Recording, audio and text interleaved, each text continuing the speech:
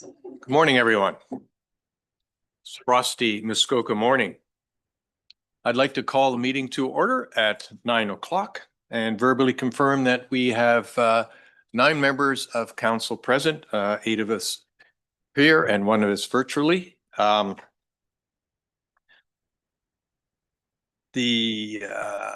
have the CAO, Deputy Clerk, the Director of Developmental Service and Environmental Sustainability, and some other members of our staff. The public agenda was invited. Let me try that again. We advised for public event input on the agenda was invited through the township email, as always. Today's meeting is being live streamed and recorded on the Township of Muskoka Lakes website and YouTube channel. And by participating in the open meeting today, you are consenting to your image, voice, and comments being recorded and posted online. If you've been watching the website, you'll realize we have supplementary agendas, and that is 3 delegates that want to speak on public comments related to the noise control bylaw: Eric Lukes, Ken Pierce, and Lily Denman. And committee, do we have any members of committee who have pecuniary interest on any of the items on the agenda today? Okay. I think all the delegates should know they have 5 minutes.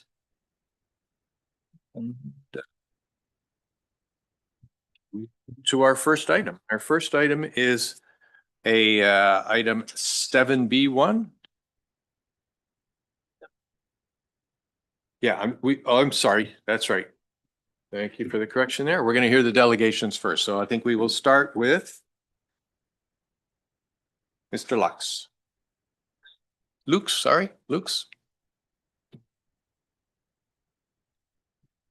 You're on. Good morning. So we will hear your delegation this morning, and later on the agenda we will be discussing, because your delegations are all on the noise bylaw.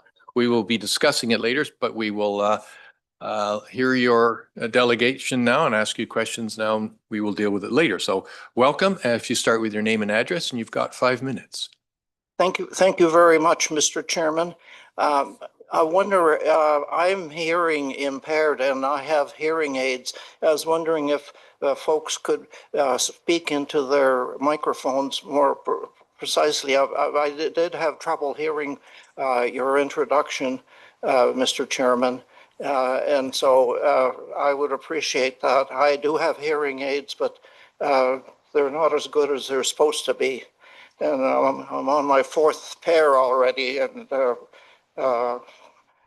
anyway, I am Eric Lukes, and I reside at 95 Joseph Street. Some of you know this house as the Billy Johnson's house, which is at the edge of the cliff just south of here. Anyway, I represent the Residents Association of Port Carling, which is a very loose organization. It's not recognized by any authority. It is just a group of like-minded Port Carling residents that have gotten together over the years to deal with the noise issue that happened in this town years ago. Presently, we're enjoying a quiet time because of the efforts of the RAPC. And so there's nobody who's really complaining about the noise presently, because the noise is restricted by their liquor licenses. All the licensed premises in this town have the same restrictions, which include not playing amplified outside music at any time. And so this issue has been organized, and these restrictions are being applied by the AGCO, that's the Alcohol and Gaming Commission of Ontario. Unfortunately, we had a hearing recently in September whereby a licensed premises in this town, namely the edifice on across from Turtle Shacks, which is owned by Mr. Bromstein. He appealed to have his restrictions removed at the AGCO, and a hearing was conducted by LAT, License Appeal Tribunal. Anyway, I represented the RAPC at that hearing, and unfortunately, we did not win. And so Mr. Bromstein will have his restrictions removed from his liquor license. The other premises that have liquor licenses in town will certainly follow, because it's a change in conditions which permits them to appeal the restrictions on their license, and they will most likely win based on the fact that Mr. Bromstein won, and everybody should be treated equally. This will create a big problem. In the years gone by, the Residents Association wasn't developed for no reason. There was boom, boom, boom, boom, boom, and loud music in town, and vandalism, all kinds of vandalism. Flower boxes thrown off the bridge, windows broken, signs stolen, you name it. A ladder was stolen from the hardware store, and much more. Anyway, this town does not suffer from any of these issues presently, largely because of the work of the Residents Association. But the time has come for this council to take over the restrictions on noise during the daytime.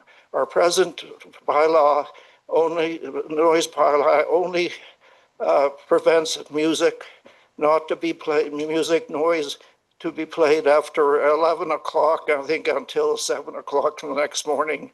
So there's no restrictions during the daytime. At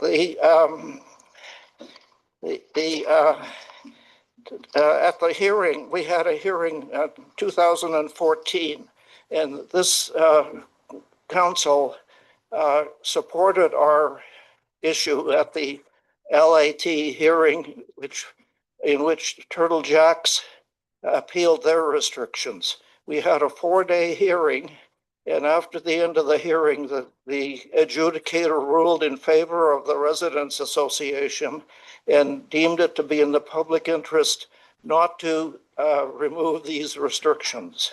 However, this LAT hearing, 11 years later, overturned that for Mr. Bromstein. And so going forward, we need something to take over this vacuum that has been created by the loss of our authority, or the liquor license being able to control noise in this town. Could you wrap it up? I'll wrap it up. You're at your Okay, 5 minutes. I'm sorry. No, that's fine. And so we're basically, the RAPC is asking this council for the second time now to fill in the gap in the noise bylaw to restrict the noise during the daytime, because the AGCO will no longer have authority to control it. Thank you very much. And can I answer questions? I will ask for questions. Yes. Okay. Committee, any questions? Very thorough report. Thank you. Thank you. The next one up is, and my name's go ahead. Mr. Pierce. Good morning and welcome. Good morning. Good morning. Thank you, Chair and members of the Planning Committee. Ken Pierce, President of the Muskoka Lakes Association, 118 Medora Street, Port Carling, Ontario, and 118 Medora Street will become very relevant in just a second. As Dr. Lukes has indicated, there's been a delicate balance for quite a number of years now. Unfortunately, that balance may no longer be there. As he mentioned, there was a case in 2014 before the License Appeal Tribunal called Turtle Jacks. At that time, this township council of the day passed a resolution saying that it would not support removal of those restrictions. And to my knowledge, that resolution has not been appealed or amended. It deals with no live bands and no outdoor speakers at any time. Those are the two restrictions that we're talking about. Recently, it's called M1R Apparel Inc., but it's Daniel Bornstein is the owner, entered into a liquor license that had a number of these same restrictions. But he went to the tribunal suggesting that there was a change in circumstances. He said that he agreed to the restrictions under duress. He entered into a 2014 settlement with Dr. Lukes. He indicated that he thought council in 2023, 2024 still supported these restrictions not being removed. It's this food truck, Gatto Gatto, I don't think it's ever operated, or maybe briefly did. I don't know if they ever served alcohol. I don't think they ever had any speakers or live bands. But as we all know, sound does carry across the water, and Port Carling is a little bit like a bowl, like a fish bowl, where the sound is kind of reverberating around here. So it's not like a subdivision in Brampton where, a few doors down with fences and buildings, you won't hear things as much. Here you get this, and that's why the RAPC is been involved in this for like 30 years, quite frankly. Unfortunately, Mr. Bornstein obtained an email from the township, from James Cox, the economic development person, to the effect that the township takes no position on the removal of the restrictions. And he brought that forward at the hearing, and the tribunal used that to say there's been a change in circumstances, that now the council does not take a position, and that was enough for the tribunal to decide in his favor. I don't know that this council has actually addressed or considered it. I don't think the old resolution from 2014, as I say, has been repealed. Interestingly enough, one of his license conditions is that he was required, before requesting any change or removal of any conditions, to contact 3 councillors and 5 members of the RAPC. And to my knowledge, I don't think he's contacted anybody. So I can look around the room and look to you. Did he contact you? Because this was the change in circumstances. So unfortunately, it's now up to council to deal with it. And it's actually kind of an opportune time because the noise bylaw is under review.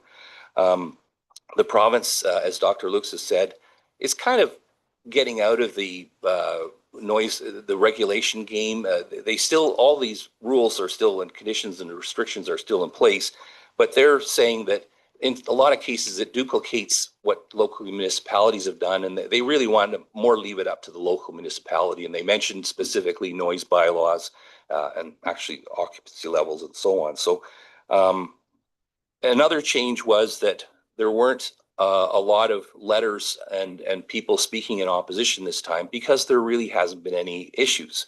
And there were some letters in support. One nearby, a neighbor on the other side of Ferndale, the premises are at 120 to 122 Medora and 3 Ferndale, and it's a little bit confusing to me as to which is the actual one, but it's that northwest corner. The person is actually on the other side of Ferndale, and 118 Medora is actually the MLA offices where we presently have our offices. So, and across the street, closer to the water, at 123 Medora is Turtle Jacks. So 2014 Turtle Jacks. A few weeks ago, the decision in Pierce, you're coming up to 5 minutes. Yeah, no, I just thank you, Chair. Just a couple more things. So it's not surprising the tribunal mentioned that it's been peaceful. It's not surprising that there were no complaints. There's nothing to complain about. We will be submitting a letter. We have a slight wording change to address not only outdoor speakers and live bands at night, but also during the day, and we will submit that. And I, for one, would not want to be the neighbor to premises where there's a live band or multiple outdoor speakers all day, every day. I mean, this would be during the day. If I'm working at the office, if there's a live band across the street from me, I don't think that's going to be very pleasant. And I see that there's actually a Turtle Jack speaker. So, you know, when you say, oh, well, this is this one license, as Dr. Luke said, this may open the floodgates. And so I will be interested to hear what they have to say. Thank you.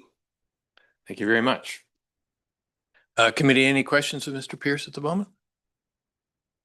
Our next delegate is Lily Denman, and I don't know if, I think they're online. And so are they online? Okay, great. Yes, I'm just joining here. Good morning, Ms. Denman. If you could start with your name and address, and you have 5 minutes. Yeah, good morning. My name's Lily Denman, previously Lily Harrison, a lot of people would know me as, and I am soon to live at 1 Stephen Road, but I have been living at 14 Armstrong. But I am the operations and hiring manager of Turtle Jacks here in Port Carling. I would have been there today to speak, but I am actually at another location helping them out for a few weeks. But I'm also a resident who lives and works in the community, and I grew up in Parry Sound, so I'm very used to the small community. And I just wanted to come today and again discuss the noise bylaw, and say that the current prohibition of outdoor music places Port Carling at a competitive disadvantage. Guests expect a welcoming, vibrant atmosphere, and instead we're forced to explain why we can't even play quiet background music. Which is something quite unheard of in any modern tourism community. Music isn't a luxury, it's a basic part of creating an inviting environment that keeps people downtown, supports local jobs, and sustains the businesses that contribute to the community year-round. The prohibition sends the message that Port Carling is behind, even though we all know it shouldn't be. I've spoken with every downtown hospitality operator, and every single one supports responsible outdoor music. And I want to be very clear, this isn't about being louder or creating noise in the downtown. It's about balance. Clear rules, reasonable limits, and predictable enforcement gives businesses the ability to operate responsibly while still approaching and protecting the residential enjoyment of Port Carling. This change matters. It affects guest experience, which affects staff retention, operational visibility, and the overall economic health of our downtown. It's one of the most practical steps the township can make to support local businesses without compromising the residential piece. I urge council not to act just for businesses, but for the community. Well-managed outdoor music strengthens downtown vibrancy, supports tourism, and keeps our workforce employed. It's a small change that makes a significant difference, and with clear guidance and alignment with the AGCO, it can be implemented safely and responsibly. We live here, we work here, and we care about the community as much as anybody else. We're committed to being good neighbors and strong community members, and we're ready to follow whatever clear framework you set. But we just hope it reflects the realities of the businesses we run and the township we want to create and the downtown vibrancy we'd love to see. A balanced modern bylaw will help shape Port Carling's future. I'm asking you to help us move toward that future and let us enhance and expand our business. Thank you very much. Committee, any questions? Yes. Councillor Zavitz. Thank you, and through you to Ms. Denman. Thanks for your presentation. I guess just a quick question to you. In your presentation, you mentioned that many of the retailers here are at a disadvantage. Could you explain to me what a disadvantage is? When I frequent your place very often and it's always jammed and there's lineups, so I'm not sure how you could handle more people. So I guess that's my question, is what kind of a competitive disadvantage are you at right now? A competitive disadvantage Ms. for Denman, the down. Yeah. Go ahead and answer. Sorry. When I say a competitive disadvantage, I don't necessarily mean between our local businesses. I mean with our tourism community compared to other tourism communities. So when travelers and cottagers have a choice of which Muskoka or northern region they'd like to visit. My point is that our ability to create a more vibrant experience is taking away from people visiting our downtown. They're going to Huntsville, they're going to Bracebridge, they're going to Collingwood, they're going other places aside from us because they have those things. Maybe any other questions?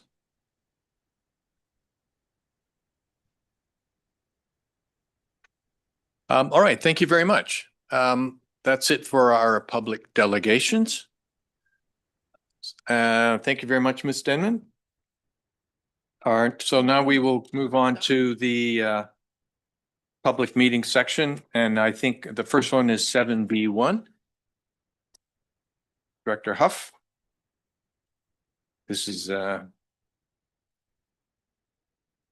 change to our official plan.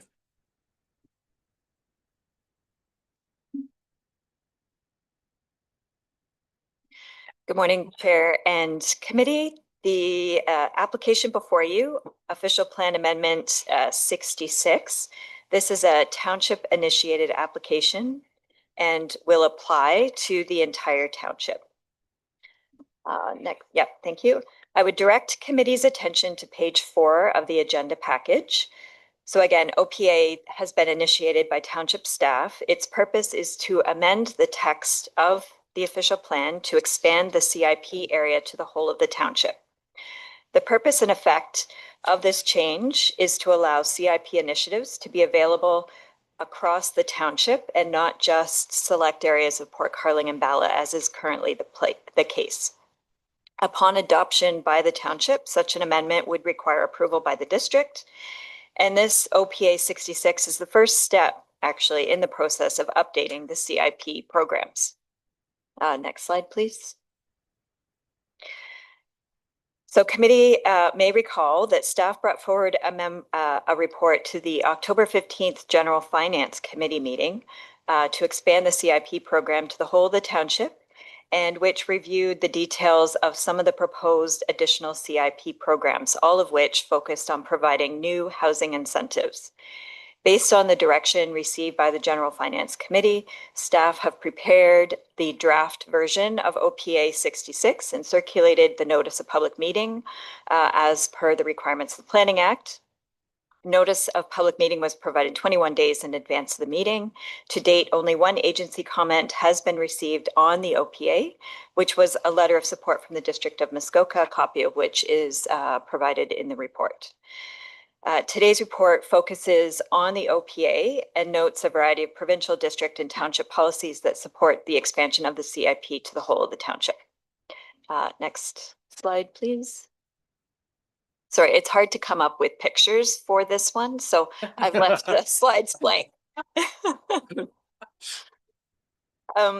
So technically, in order for the CIP area to be expanded, not only do we need to have the official plan amended, but thereafter the township will also be required to pass a bylaw that specifically expands the boundary. Currently, such a bylaw exists, but it only identifies certain areas in Port Carling and Bala as being subject to CIP programs. So in addition to that bylaw, there will also be another bylaw that will come forward to specifically approve the expanded CIP incentive programs. Both of these bylaws will come back to committee and council in the future once OPA 66 is approved. So to be clear, the incentive programs are not specifically part of the OPA itself. The OPA is only related to the text to expand the boundary of the CIP next slide, please. Yes, thank you. So the proposed expanded CIP program, I will provide a brief review of this again, includes 5 new CIP programs and 1 revised programs. Staff created an Engage page dedicated to this update and to solicit feedback and comments, including that we rolled out a survey on the proposed housing programs. The staff report does provide a brief summary of the findings of the survey. And just as a quick note, 2 of the programs, the municipal fees grant, as well as the additional dwelling unit grant, was the most popular of the survey participants. Staff will continue to receive feedback on the programs as staff work towards finalizing the the program before they're brought back to Planning Committee and Council for endorsement and approval. So staff have prepared a detailed report for committee's consideration. Staff recommend that OPA 66 be adopted and forwarded onto the district for approval. And staff have no further comments at this time, but are happy to take any questions from committee. Thank you. Thank you very much, Director Huff. Committee. Questions for the director. Mayor Kelly. Thank you, and through you. I'd certainly applaud expansion of the CIP to the entire township. What I'm curious about is whether these programs, and I think there's what, 6 of them, 5 of them, the housing program specifically, are they, is that a reference to the same programs that are being administered through district, or do they supplement district, or do they replace district? Ms. Huff. Thank you through the chair. They're intended to supplement. So they're not intended to conflict in any way. Someone can participate in our program and also participate in the district's programs. Committee, any other questions? Read the resolution then. Moved by Councillor Burry, seconded by Councillor McIntyre. Be it resolved that Official Plan Amendment 66 CIP update be adopted by the township through the approval of bylaw number yet to be determined, and the record be forwarded to the district municipality of Muskoka for approval, and that bylaw 2025 number to be determined being a bylaw to designate the whole of the township as a community improvement project area be prepared for passing upon the approval of the OP 66 by the district of Muskoka, and that the draft revised community improvement plan be finalized based on public agency and council feedback and be scheduled for consideration by Planning Committee at a future meeting in 2026 upon approval of the OPA 66 by the District of Muskoka. Committee, do we have any discussion on this? Let me call the question though. All those in favor? Any opposed? That is carried. Thank you. Our next item is a concurrent zoning bylaw amendment and consent application. I believe that is Ms. Crowder.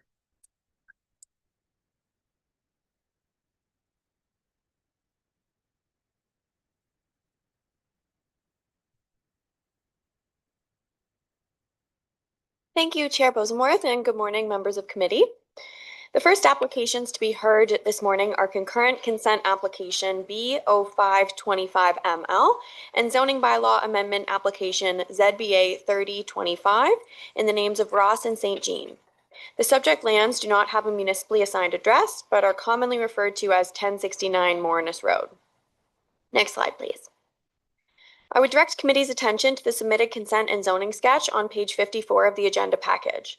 The purpose and effect of these applications is to create one new lot with frontage on Morinus Road. The applications will also permit a lot frontage of 300 feet for the severed lot, where 325 feet is the minimum requirement in the zoning bylaw. Staff would note that the minimum lot frontage requirement within the township's 2023 official plan is 492 feet of frontage. This policy is not under appeal and is in effect. Next slide, please. Notice of this public meeting under the Planning Act was circulated 22 days in advance of this meeting, and 12 comments have been received to date. Comments were received from Nick Snyder, the township's chief building official, Paul Lydon, the township's fire prevention officer, Chriselle Story, the township's land and agreements coordinator, and Sarah Campbell, planner for the District of Muskoka, all stating no objections to the application. Comments were received from Matt Veach, development and transportation engineering coordinator, stating no objection to the application, but stating that any potential severance approval should be subject to confirmation by the Operational Services Department of availability of entrance permits for the retained and severed lots. 2 letters were received from Gerald Brown and John Bosenworth, stating that they are not objecting to the applications, but that they have safety concerns with the existing entrance. 11 letters of support were received from Bruce Lester, Clinton McNaughton, James A. Boyd, Winston Gano, Bill Askew, Patrick Dunbrook, Bob Crowder, Debbie Nicholson, Jason Fitzsimmons, Dan Stockdale, and Andrew Colbeck. Some of these letters were circulated to committee prior to today's meeting. Some were received this morning. If you'd like those read in full, we can do that at the request of committee. Staff have prepared a detailed report for committee's consideration. Staff are unable to recommend approval of the applications due to nonconformity with the township's rural lot creation policies. Staff recommend that both applications be denied. Staff have no further comments at this time and are happy to answer any questions from committee. Thank you. Thank you very much, Ms. Crowder. Mr. Ross.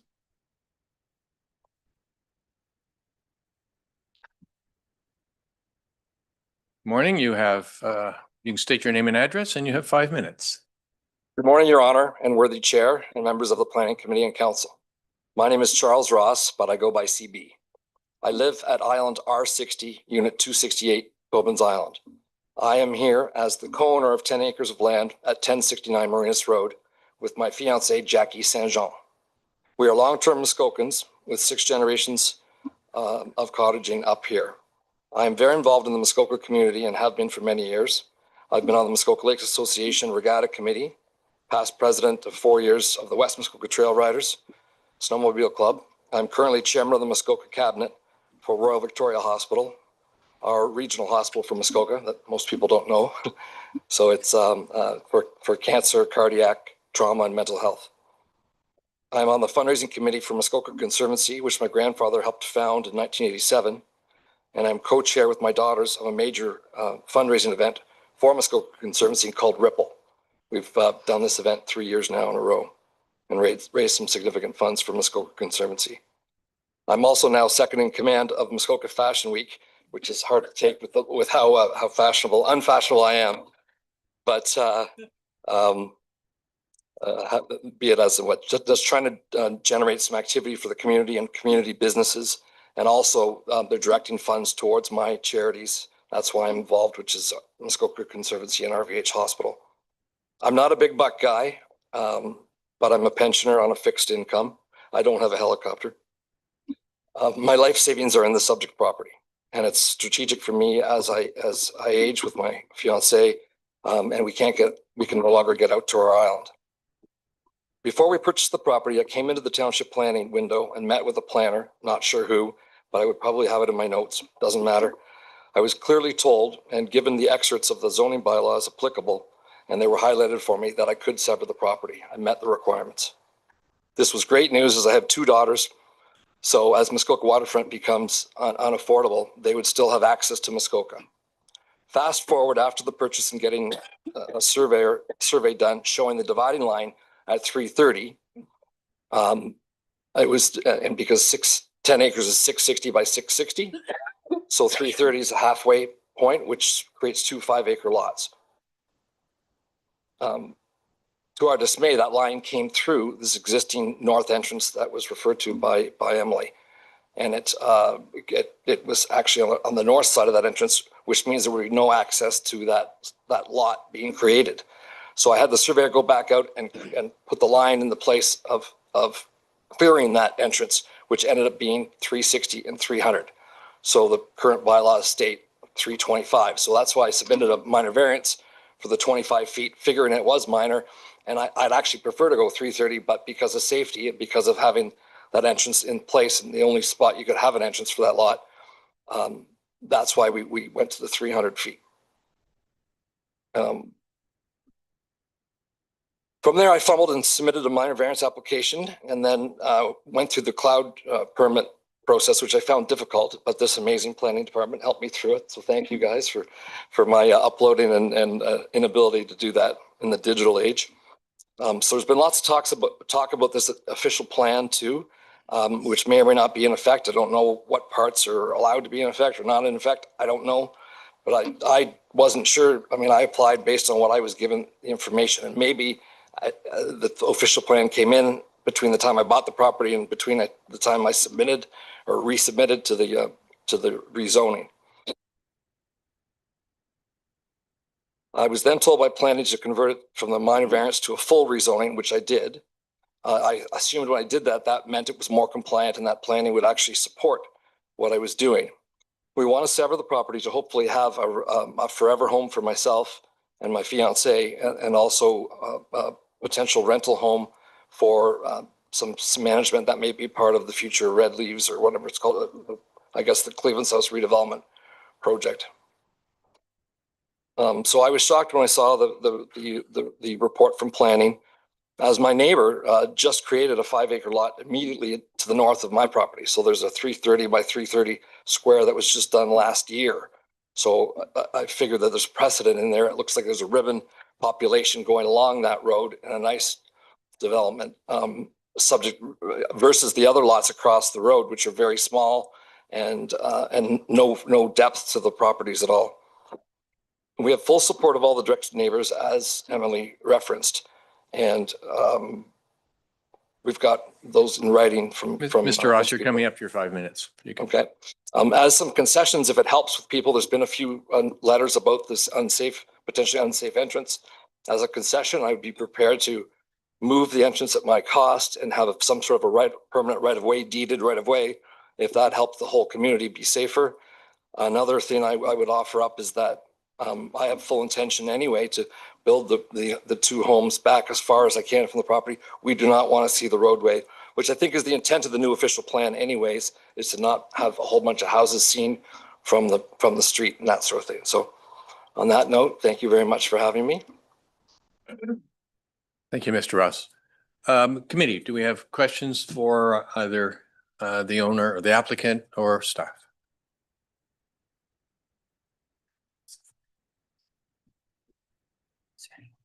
Oh, yeah, thank you. Last meeting of the year, I guess. I don't know why I'm rusty, but do we have anybody wishing to speak for or against this application?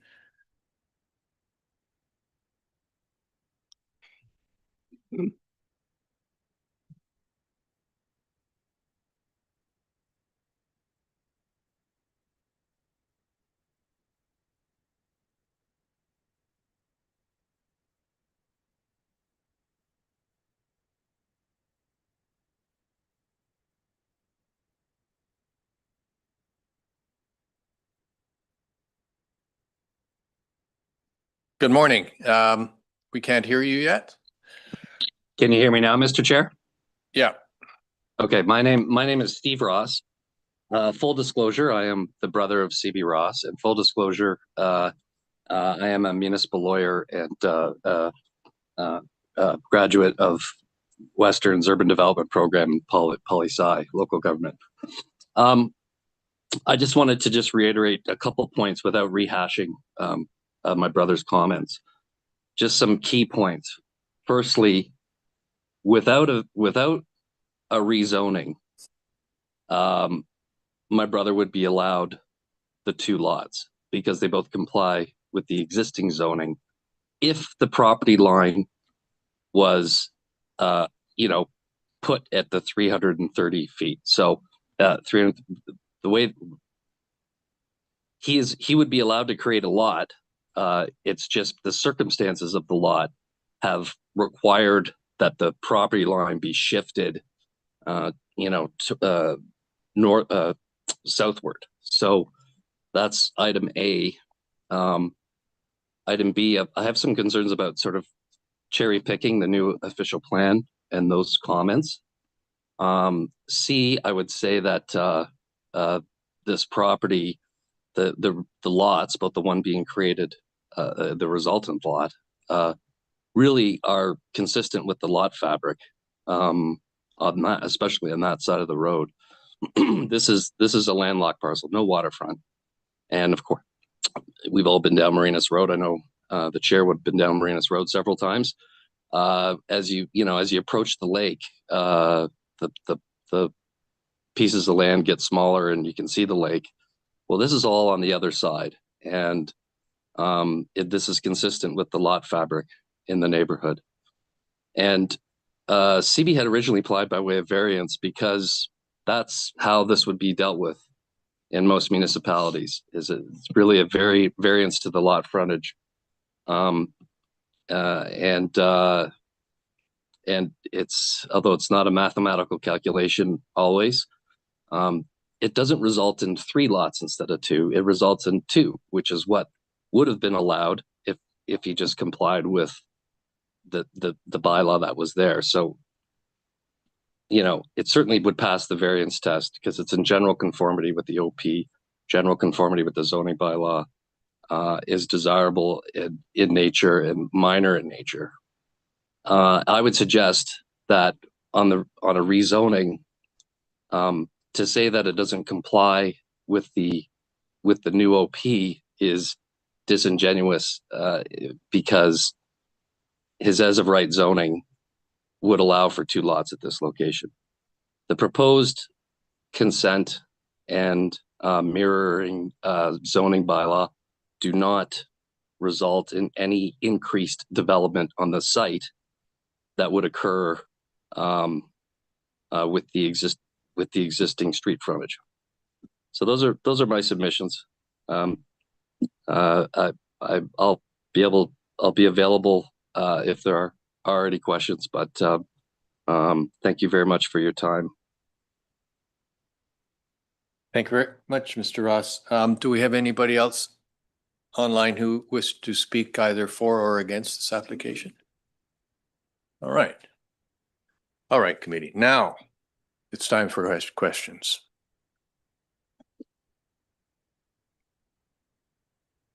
It's a question to you. I sometimes can't hear you as well. And maybe, no, I think it needs to be closer, like up, as opposed to, thank you. Oh, okay. Apologize. Yeah. What'd you say? Committee, yeah. Councillor Roberts. Thank you, Chair, and through you to staff. I would like staff to comment on the message from Mr. Steve Ross on general compliance. Thank you. Ms. Crowder. Through you, Chair, Councillor Roberts. Yes, so the township's official plan currently requires that rural lots have 492 feet of frontage. The proposed lot creations would have 300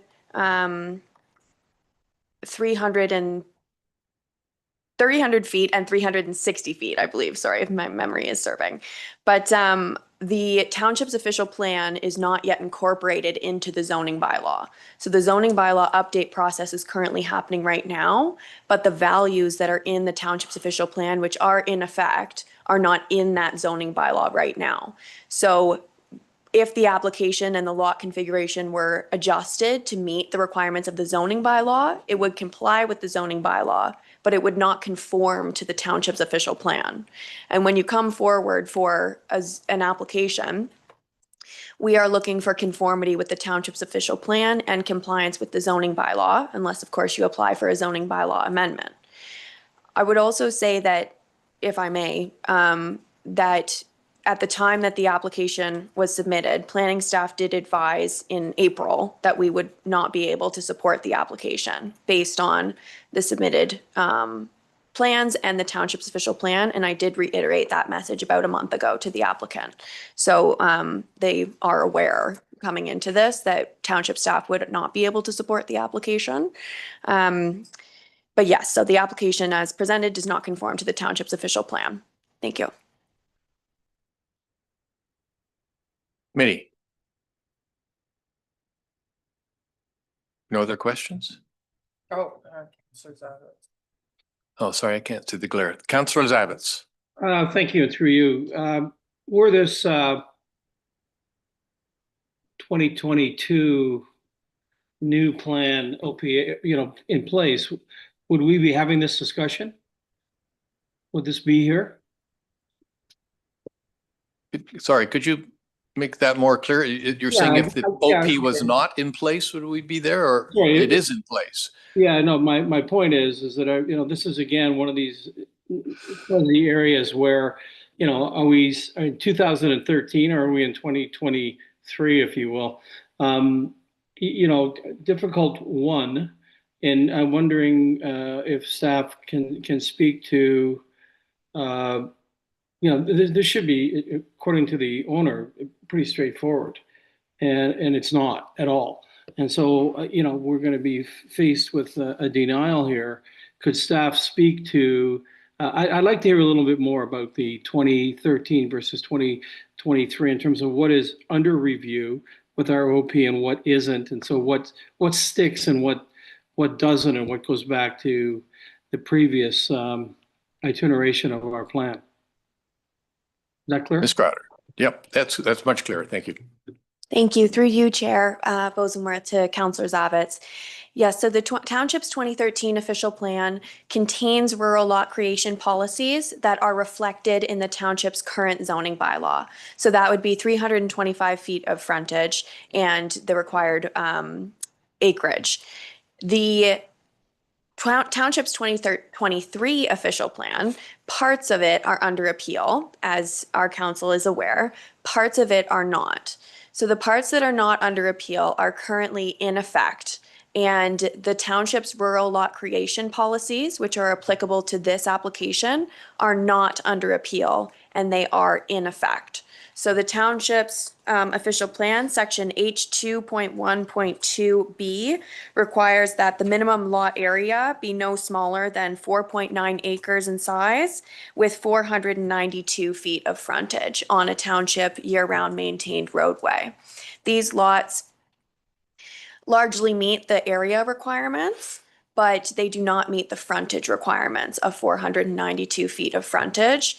The application was initially submitted as a minor variance. However, given the discrepancy in the required frontage in the OP, it's a deficiency of about 320 feet, 25 feet of frontage. And a discrepancy of that size, township felt could only be heard by way of a zoning bylaw amendment, not a minor variance, that a minor variance would not be appropriate, hence the application being converted to a zoning bylaw amendment. But that did not at any time say that staff would support the application if it came through by way of zoning bylaw amendment. We have been very clear that unfortunately we would not be in a position to support the applications. Thank you. Committee, any other questions? Ms. Crowder, could you comment on the nature of the neighborhood on that roadway and surrounding lots and their lot size and how they came about, if you're able to? Yes, through you, Chair. The properties directly across the road, directly across Mornis Road, are of similar size as what the applicant is looking to create today. However, those lots are considered to be lots of record that were created many, many years ago. I actually looked to see if I could see when the lots were created, and we don't have any record. That's how far back they were created. There were recent applications that came forward to create lots that the applicant was referring to. However, it's my understanding that decisions on those applications have not been rendered yet. So the approval has not been in effect, is my understanding, that they were deferred for some additional comments and that those have not returned. So there are lots of similar size and area. There's about three in that area that are of a similar size, but they were created long before the township's 2013 official plan was even in place. Okay. Mr. Ross has his hand up. Stephen Ross has his hand up. It's up to you. Committee, any other questions? All right.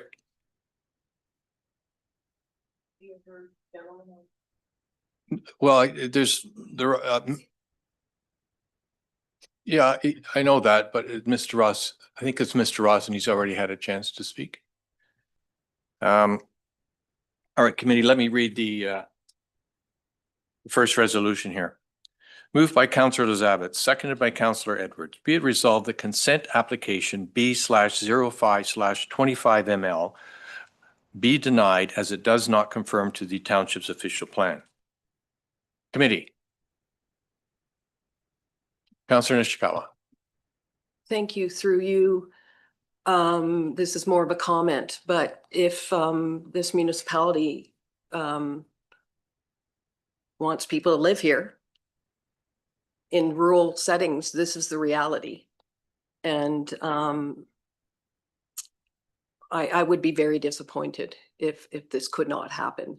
It's very, years ago, we used to be 2.5 acres. That wasn't that many years ago, quite frankly. And it in certain areas, but really, this is not going to have impact on our processes or anything else. I don't believe there's any precedent settings or any of those other than, quite frankly, this is the size we should be looking for frontages. It's difficult. Like, we're not just everything's not a cookie cutter kind of thing out there.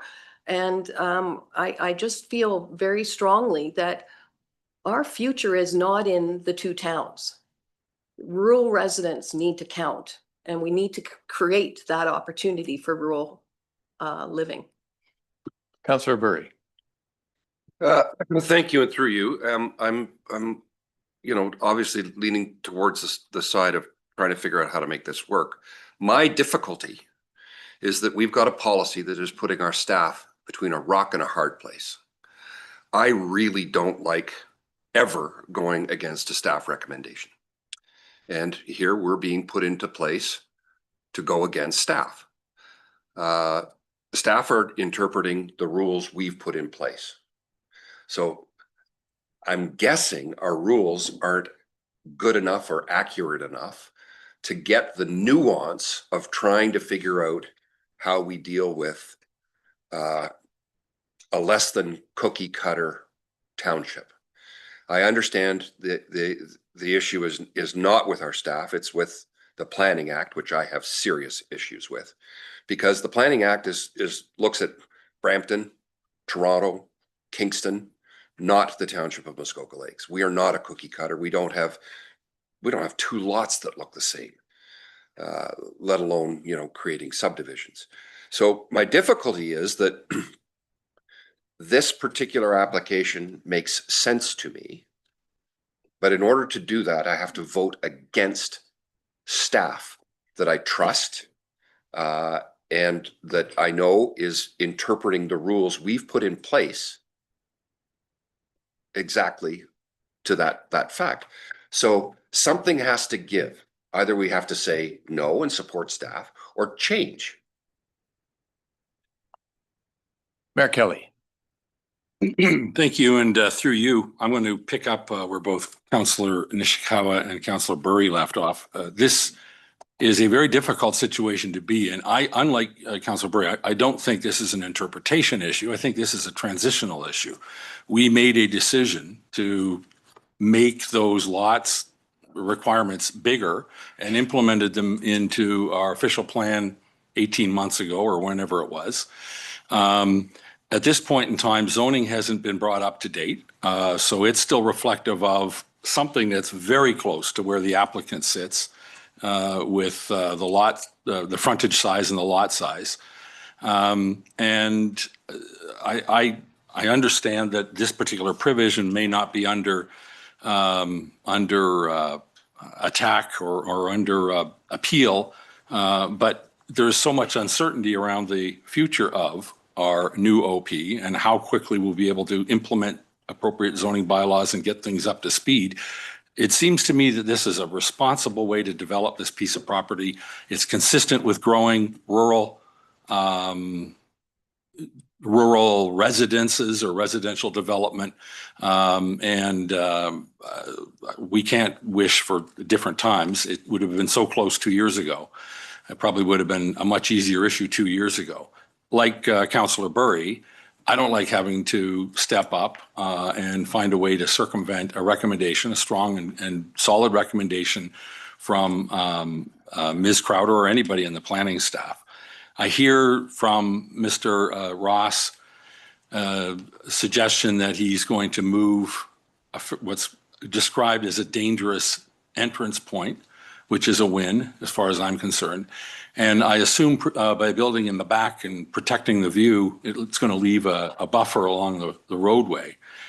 But we still have the problem that technically it's offside with the new OP. And so I don't have an answer yet. I wish we could, like Guy Burry, Councillor Burry.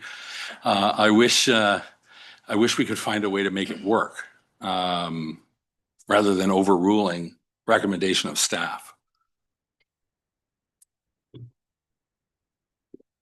Councillor Roberts. Thank you. I have a comment and then a question to the Mr. Ross. Okay. Yeah, fair enough.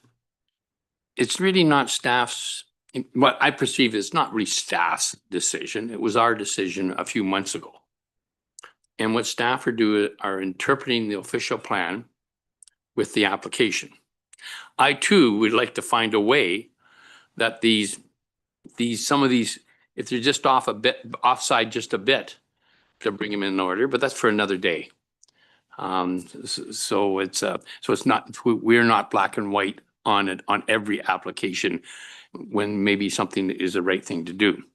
So my question to Mr. Ross is, Mr. Ross, staff suggested that, and correct me if I'm wrong, Ms. Crowder, if you move the size or the boundaries of the property, you might be able to do it. Is that so? What is that possible, and why not? Worthy Chair, members Mr. of the Ross? Planning Committee. Yes, I've originally wanted to do it at the 330 mark, which would have been compliant with the existing bylaws. But because of this blind hill that somewhat could be dangerous at times, I think there actually was an accident like 10 years ago. Someone came over the blind hill and someone stopped for a deer that ran in front, and they hit each other. So that, I mean, it's really the blind hill. It wasn't the entrance's fault, but that's sort of, it could be a little bit dangerous, people pulling in and out. So, but the main reason is that's where the only location where there's an access point to would be what would be the northern lot. Now, this other lot, we talked about the precedent beside it. So there was a 5-acre lot that was completed by my neighbor right immediately adjacent. And I think it just took, like just last year it was created. So exactly a 5-acre lot. So 330 by 330. Right in that same zone, or 330 by 660, I guess it would be. And that's immediately beside me. So right to the north towards the Judd Haven Road. So I think that just took effect last year. But I am prepared to, if it's possible, to deed an entrance that could be a mutual entrance or a separate entrance, but move it down and deed it with a right of way, resurvey it so that there would be a safer egress from that roadway, if that is helpful. The only other way would be to blast that whole mountain off to get access to it. So hope that helps. Councillor Roberts. Thank you, Chair. Supplemental. Yeah. Then to Ms. Crowder, I have just heard from Mr. Ross that possibly, and I interpret it as is no different than some of the right-of-ways or that we have in the township on waterfronts. Could have the one entrance for both properties on our plan rules? Ms. Crowder. Through you, Chair, to Councillor Roberts. So one of the standard conditions that the Township's Operational Services Department invokes is that each lot have frontage and gain access from the Township's year-round maintained roadway. So each lot, when it's created, if created, would be entitled to an entrance permit. It's my understanding that the current entrance does not have an entrance permit from the Township's Operational Services Division. So the entrance itself would likely need to be moved if an approval were granted, given the sight lines, but that's their jurisdiction. As far as granting a right of way from one lot to access the two, it's not something that we typically do in a rural setting. I'm not sure. I'd have to look at the OP policies to see if it's permissive of such an entrance situation. But I think we're cognizant that when a lot is created, it is entitled to an entrance permit off of the roadway. And therefore operational services would need to be sure that a safe entrance could be granted. Councillor Mazin. Thank you, and through you. And I just am reading within the report, Ms. Crowder, that if in fact we did want to find a way to support this particular application, just given the transition stage we seem to be in. I note in the report, you have some conditions that you would recommend. I think one of them is talking to that point. Is that correct? The operational services. Could you expand on some of the other conditions that you would suggest? Ms. Crowder? Through you, Chair, to Councillor Mazan, yes, let me just get to that part of the application or of the report. Yes, so some of these are the standard conditions of consent, that the survey be prepared, that it be presented to our Committee of Adjustment Coordinator, that she confirm that it's that the survey is indicative of what was approved through this committee and eventually council. So those are some of the, standard conditions.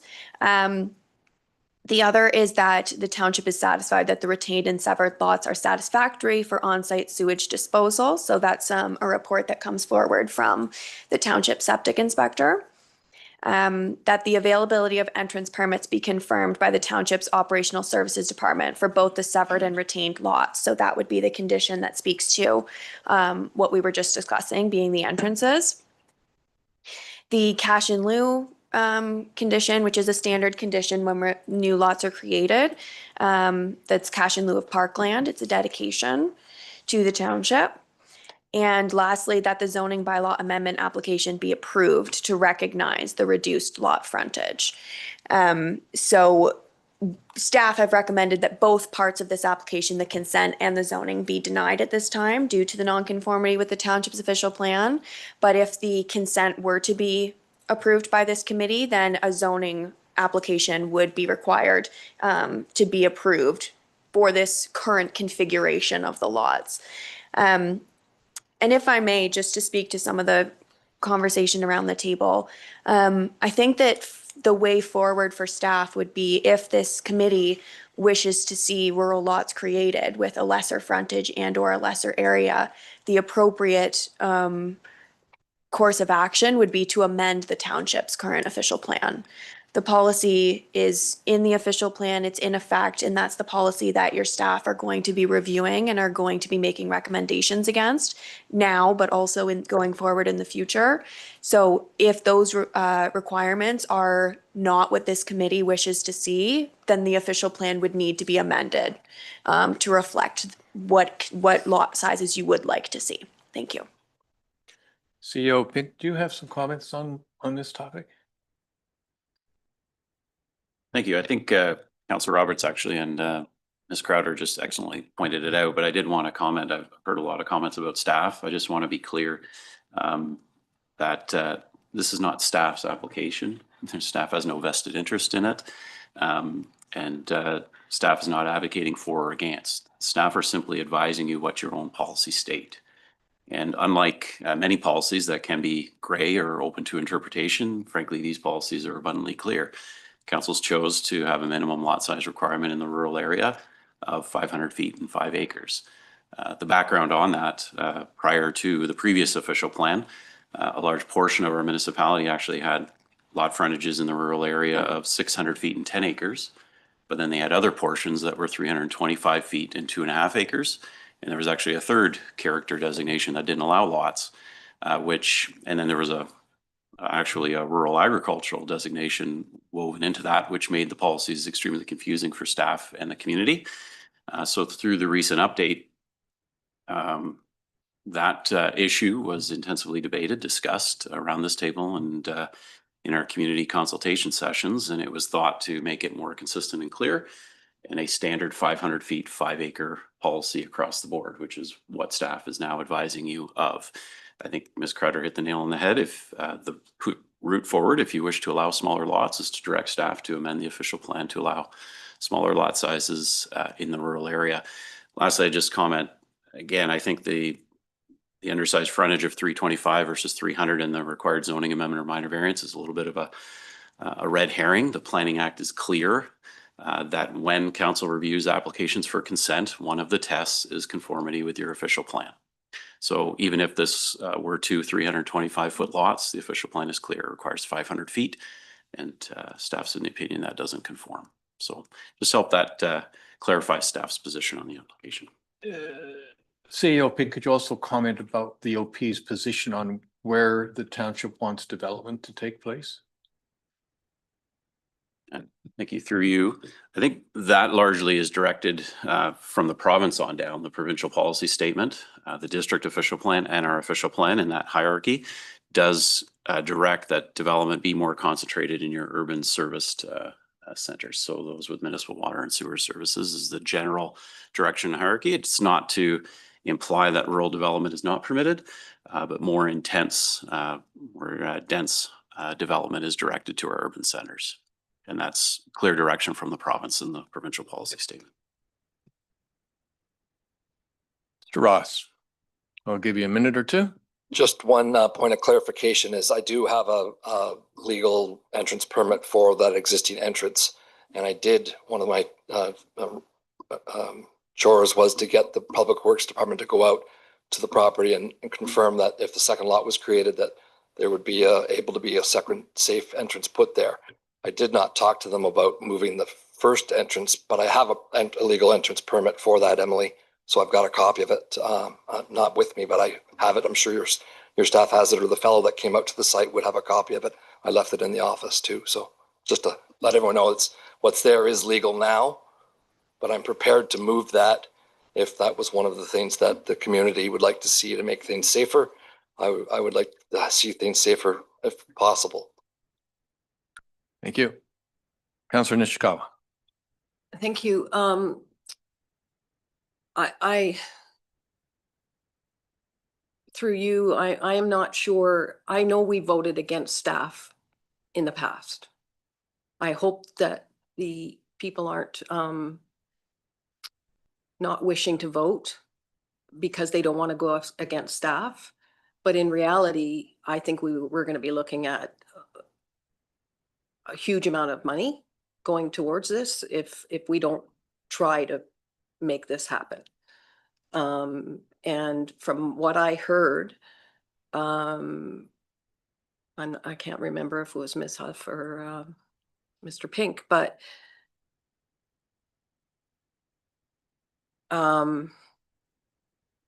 there's a way to do it. And Emily had also had mentioned that there was the opportunity now has to come forward that they would have to place a zoning bylaw in place. So I would like to see this moving forward today. If I have to vote against staff, I will do that, meaning that then therefore it'll be coming back because it needs a new zoning amendment, if I understood everything correctly. As well as it's sort of interesting, the entrance thing, although he's got it taken care of. I trust what he had just said, but I also noticed on so many cottage roads, which are private roads, that have an easement on it. And I'm not quite sure how this got so complicated with two properties about the easement area, because it's done all over. And maybe it was done before this council came in place, but it's done. Like, just look around, right? So I'm not sure why we're making the ability to create two lots and to create two new opportunities of families to live here, and in fact more affordable than living in town. I just don't know that we're looking at it correctly. What is Muskoka Lake supposed to be someday? And if we're just only supposed to be about cottaging, then it's really sad, because in fact, where do the rest of us fit in? Thank you. Councillor Mazin. Thank you, and through you. The discussion around the minor nature of this particular application and where it started was at a minor variance process. And perhaps because I haven't sat on Committee of Adjustment, it's not something we have gone through those 4 tests quite as frequently. Is there hierarchy of priority on those 4 tests? Like, how do you find those balance, or do you have to go through them on every level? Ms. Crowder. Through you, Chair, to Councillor Mazan, the tests are weighted equally. You would look for conformity or that they meet all 4 of the tests. The tests are laid out in the Planning Act. So when we evaluate minor variance applications, staff review ROP policies, review the proposal, and form an opinion on whether the application meets those 4 tests of what's considered to be a minor variance. In this case, the township staff evaluated the proposal when it came in. It's my understanding that there was not a formal pre-con process. I think maybe Mr. Ross had come to the window and had a discussion with staff, but we hadn't provided any pre-con notes or anything of that nature. But when the application was submitted back in April, we did say that it's our professional opinion that this would not meet the 4 tests of what's considered to be a minor variance. As Mr. Pink pointed out, zoning bylaw amendment, minor variance aside, when you apply for a consent application, you do have to go before the Committee of Adjustment. You can't just create a consent as of right with no application. The Planning Act does require a consent application come forward. As part of that consent process, we do look for conformity with the township's official plan. So as part of that process, staff would have flagged that this does not meet the policy within the township's official plan. So it's kind of I've kind of gotten away from your question a little bit, but that is how the minor variance process works. Thank you. And just, Councillor so Mazza? I just think that becomes important because looking at the 4 tests, the one that is the red flag in all of this is ROP, which is what you consistently keep coming back to, which is, in your professional opinion, you can't actually support this. In your professional opinion, you can't support this because you've gone through this embedded process, and the OP is, and the current state of our OP is the one issue. It doesn't matter that the other things are minor in nature. Is that correct? Ms. Crowder? Through you, Chair, Councillor Mazan, that is the one that jumps out initially. And if we're looking at an application and it doesn't meet one of the tests right off the hop, we don't necessarily then do a full staff report to evaluate the other tests of the minor variance. So, we've seen this application, the deficiency of the frontage, it wouldn't meet that test of a minor variance that it's consistent with or conforms to the township's official plan. Therefore, we flagged the applicant that a minor variance would not be an appropriate approach to the application in our professional opinion, and that a zoning bylaw amendment would be more appropriate. But again, I would just say that staff were very clear in our messaging with the applicant that this does not infer staff support, and we actually said that we would not be able to support the application on several occasions. But again, this is just staff looking at the policies that are in place and what the policies say, and this is what the policy says. Do you have a comment? Thank you, and I hope this will be my final one. There's been a lot of staff effort put into this. There's been a lot of effort by the applicant and costs associated with this. I fully support the council's official plan. And you bring it to our attention that this is non-compliant, but I'd like to see a path forward with this. And if we could defer, if have a vote, it's roll the dice. But if we could have the applicant talk to staff about an easement that we have all over the place for this application, I think it may satisfy everyone. So I'm just throwing out the deferral, Chair. Ms. Crowder, can you comment on deferral and or easement really, and whether a deferral would be useful? Through you, Chair, to Councillor Robertson, also I will address something that Councillor Nishikawa said about the additional zoning application potentially being needed. In the staff report, we did write that if committee wishes to approve this application, this is the set of conditions that we would recommend be included. I don't foresee those conditions changing. So if committee is supportive of this application and wants to see it move forward, I think you have a route to do that today, following those conditions that we've put in place. question, and I might have misunderstood Councilor Nishikawa, but the zoning bylaw amendment that was currently submitted is the one that would be one of those conditions in the conditions of consent. So there is no need for an additional zoning application or anything like that. The zoning application's been submitted, and that's a standard condition we include in a consent when there's a zoning bylaw amendment attached to it. The conversation about the right of way, I might defer to Director Huff about whether we would support right of ways in the rural area. It's my understanding that the standard way that the OP is written and what staff would support is direct access off of the roadway, and we would therefore include that standard condition for operational services that an entrance directly off the roadway be approved, and that's a condition to that effect has been included. But yeah, I don't know if she has any thoughts on potential right of way. Thank you. Director Huff. Thank you, Chair. And again, this is just off the top of my head. I can't reference specific policies in the official plan, but I think there is some very clear language in the new official plan that directs that access be from the frontage of the lot in the rural area, which would be something that the applicant would have to work towards if the intent was to do something in compliance or conformity with the official plan. Councillor Zavitz. Thank you, and through you, a little different look at this. So we're Mr. Ross to keep his property intact at 660 feet, 10 acres. I wonder if, Emily, if you could let us know just how many dwellings could he locate on that 10-acre parcel? And I have a secondary question.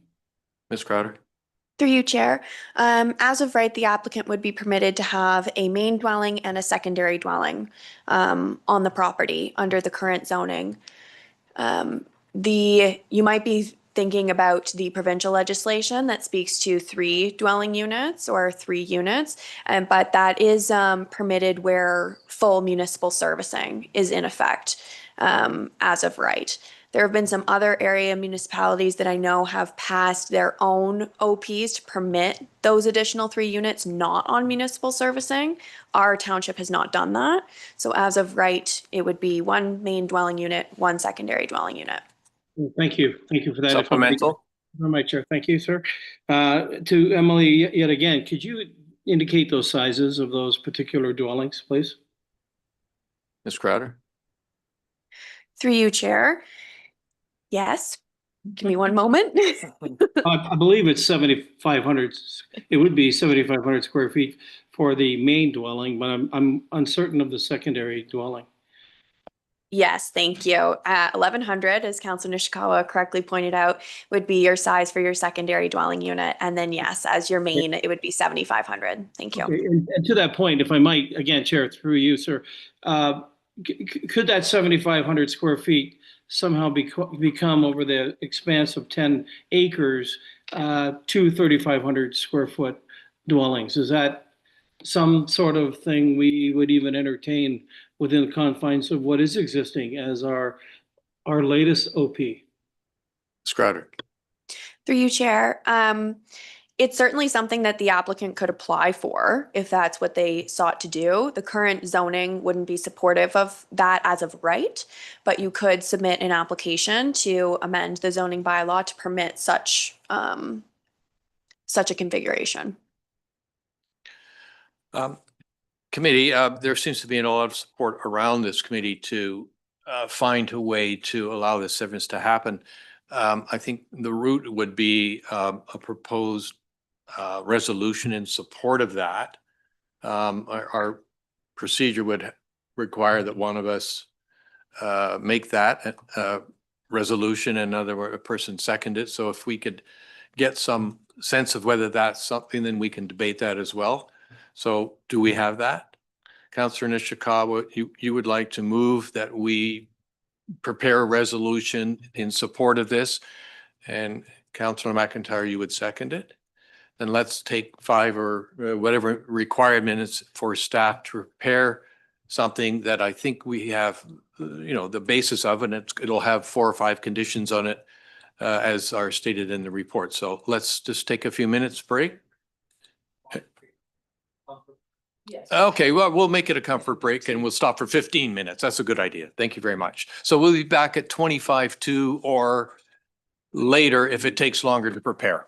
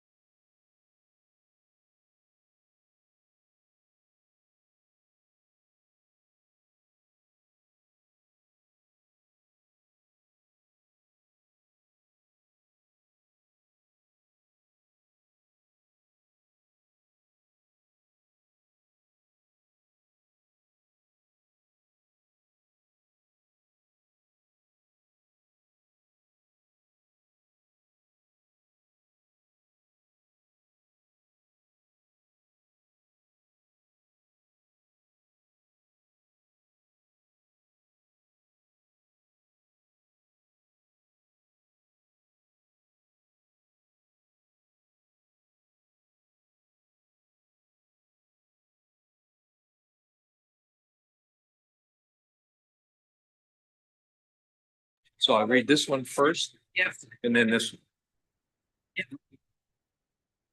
Committee, if.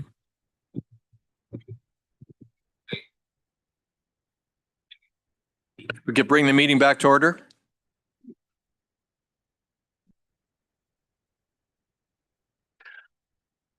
All right, committee, I have a resolution here. Moved by Councillor Nishikawa, seconded by Councillor McIntyre. Be it resolved that the motion be submitted with the following. Substituted with the following. The consent application B 0525 ML be approved subject to the following conditions. 1, a satisfactory certificate of consent under section 53(42) of the Planning Act, along with a transfer in preparation, be prepared by a solicitor and shall be given to the Secretary Treasurer within 2 years from the date of the notice of the decision was given. 2, that a hard copy and digital copy of a satisfactory registered reference plan of the severed lands / easements prepared by an Ontario land surveyor be submitted to the Secretary Treasurer, which corresponds with the application as submitted. A draft copy of the reference plan shall be provided to the Secretary Treasurer for review and approval prior to the registration on title. Number 3, that confirmation be received that the township is satisfied that the retained and severed lots are satisfactory for on-site sewage disposal and that any problems identified with any existing sewage system be corrected to the satisfaction of the township. 4, that the availability of entrance permits be confirmed by the township's operational services department for the severed and retained lots. 5, that the cash in lieu of parkland be dedicated to the township in the amount of 5% of the assessed value of the newly created vacant lot or the entire lands, whichever is less, and that a zoning bylaw amendment be approved to recognize and reduce the lot frontage, and that the zoning amendment, and 6, I guess, that the zoning amendment be approved. So committee, is there any discussion on that? Councillor Zavitz. Thank you, and through you. So I won't be supportive of this at all. And I know Mr. Ross. I mean, I have a real issue with the fact that we're sitting here now debating. Well, we're actually not debating. About to move forward and go against a plan that was created by the group sitting around this table. And quite honestly, I mean, we have the Muskoka Lakes Association who are wholly supportive of the plan and very outspoken about it. And I'm wondering if there's a representative in the room that could speak to what they think this appears to be at this moment. Is that possible, Chair, through you? No, it's not. It's not. We have rules about public delegation in these meetings, and these are public meetings. We had 3 earlier on the agenda. So okay, well, through you, I won't be supporting. I won't be supporting this because this goes against absolutely everything that we have talked about. I have no disagreement with the whole notion that does this feel right? Not at all, not at all. But we're bound by what we as a group have put in place, and I'm not going to hand our staff on this one. I'm going to be totally supportive of them. So I will not be supporting this motion. Councillor Zab, I think it's inappropriate for me at this point just to introduce a concept that has frankly just come to me in clear light this morning. We are not going against staff. We are going against our policy. Staff has just told us what the policy is. So I think that's a concept that when we're thinking about this, and it ties into what you're saying, Councillor Zavitz, we are going against policy. We're not going against staff. Councillor Edwards. Thank you very much. In this instance, I will be supporting it because it's 5 acres. I think we should look at our official plan again and change the frontages because there's a lot of 10-acre lots that could be split, but they may not have the frontage like this. And that I'm for a separate entrance permit rather than trying to work around stuff. If the lot can take it, it's 5 acres. If they can get an entrance permit, maybe we should look at that. And so I will be supporting this motion because it's 5 acres. Thank you. Ms. Crowder, could you just comment about what actions or the hold conditions around the entrance permit process? Through you, Chair. Yes, so there's a condition in this resolution that requires that operational services confirm the availability of entrance permits for both the proposed retained and severed lots. If operational services goes out and conducts their site visits and determines that an entrance, a safe entrance that meets the sightline requirements that they are bound by, if they determine that one cannot be issued, then this condition would not be fulfilled and this consent and zoning bylaw amendment would not be approved because they wouldn't be able to fulfill that condition. So it essentially, any potential approval would be conditional on that. Thank you for that. I hope that's clear to committee. Committee, any other comments? All right, so I have read the resolution. Let me call a question. All those in favor? Any opposed? Okay, that carries. Do I have to do the and as amended? No. Yeah, the main motion. All right, so we approve the main motion as substituted. Everybody, all those in favor? Any opposed? Thank you. Now we need the zoning bylaw.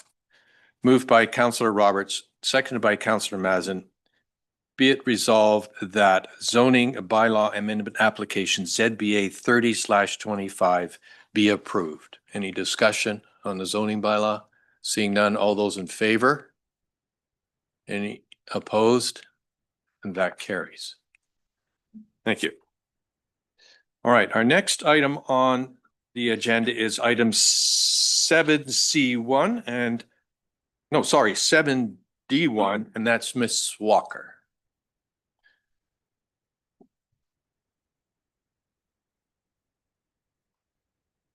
Thank you, Chair Bosenworth. And the next application to be heard is zoning bylaw amendment application ZBA 54/24 in the name of Badali. The subject lands are known municipally as 1154 Clear Lake Road, and they front on to Clear Lake. Next slide, please.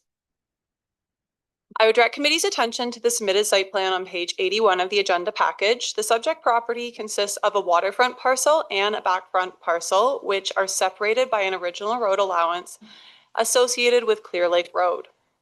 The purpose and effect of the proposed zoning amendment application ZBA 54/24 is to permit the construction of a dwelling addition on the waterfront parcel and a new sleeping cabin on the backlot parcel.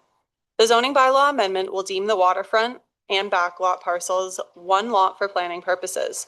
The proposed development also requires several other exemptions from the township zoning bylaw for lot coverage to permit the development of a new sleeping cabin on an undersized lot and for various setbacks. Next slide, please.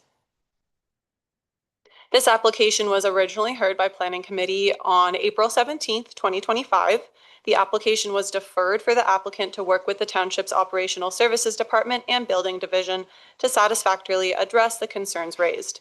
The applicants have since revised their proposal to address the concerns raised by both departments. These changes include reducing the number of bedrooms in the dwelling from 3 bedrooms to 2 bedrooms to maintain current septic flows, opting to utilize the existing septic system, and changing the location of the proposed sleeping cabin to the eastern side of the backlot. Due to the extent of the changes and the relocation of the sleeping cabin, it was determined that the application be recirculated and an additional public meeting held. Next slide, please. Notice of this public meeting under the Planning Act was circulated 23 days in advance of this meeting, and 6 comments have been received to date. Comments were received from Nick Steider, the township's chief building official, Matt Beach, the township's development and transportation engineering coordinator, Paul Lydon, the township's fire prevention officer, Sarah Campbell, planner for the district of Muskoka. Additionally, a letter of objection was received from Philip Syme, neighboring property owner to the east. These comments have all been circulated to committee prior to today's meeting. Next slide, please. Staff have prepared a detailed report for committee's consideration. Staff recommend that zoning bylaw amendment application ZBA 54/24 Badali be approved. Staff have no further comments at this time, but I'm happy to answer any questions from committee. Thank you. Yep, thank you very much. Do we have anybody here to speak for the application? Do we have? Right, we'll bring the applicant in online.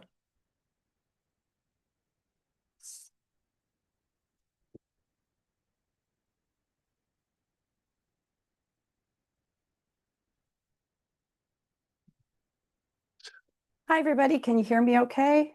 We can. Good morning and welcome. Thank you. You have, if you can state your name, address, and you have 5 minutes. Yeah, thanks very much. My name is Catherine Michelle Badali. Address is 403 St. Clements Avenue in Toronto. The cottage address is 1154 Clear Lake Road. I want to thank you, Mr. Chair, and the members of the Planning Committee and staff with whom I've worked for quite a while, in particular, particularly thanking Caitlin Walker for supporting this. I haven't had an agent or a planner that I've hired to work on this, so I've been doing this myself for quite a while. So I appreciate everybody's input. I just wanted to provide some context for committee members. So my dad built, my grandparents owned the property next door. My dad built the 744 square foot cottage that I grew up at a little bit before I was born, so over 65 years ago. And my husband and I have been there. I've been there all my life. We have 3 adult kids and we're hoping to be grandparents at some point. And so we're really trying to create more space for family members by enclosing a little bit more what is essentially a woodshed now on the cottage. So that's the dwelling addition. It's quite small. And then creating a sleeping cabin on the back lot. And as Caitlin has commented to me several times, this is a tricky property. And so for folks, and I know Councillor Nishikawa knows this very well, along Clear Lake Road, the properties really are these sort of 2 separate lots that are divided by the road. Most of the 66-foot road allowance is on the back lot where we are.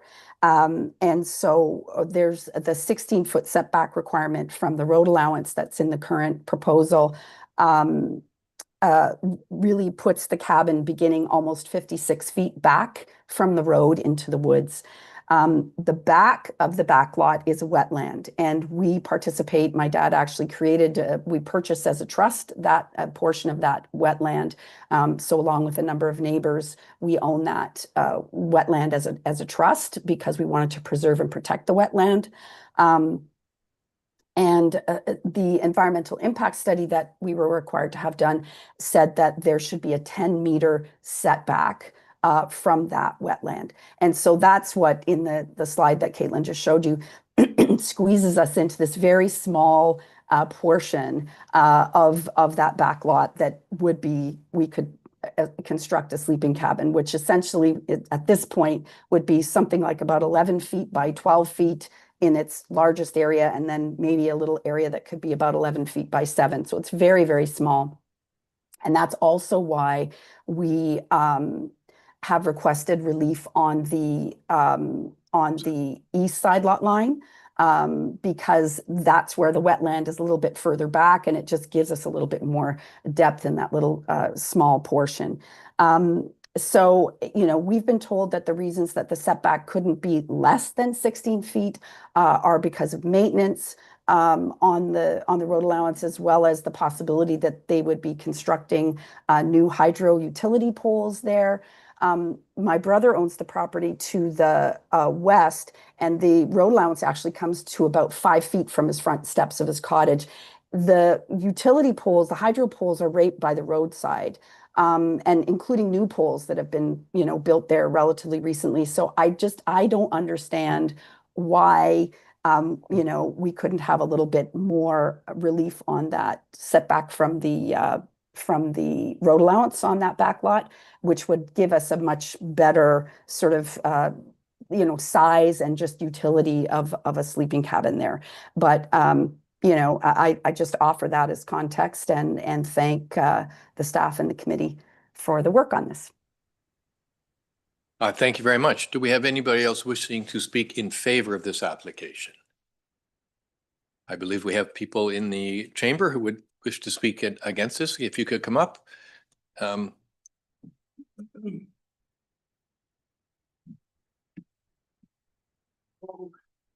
Welcome, name, address, and you have 5 minutes.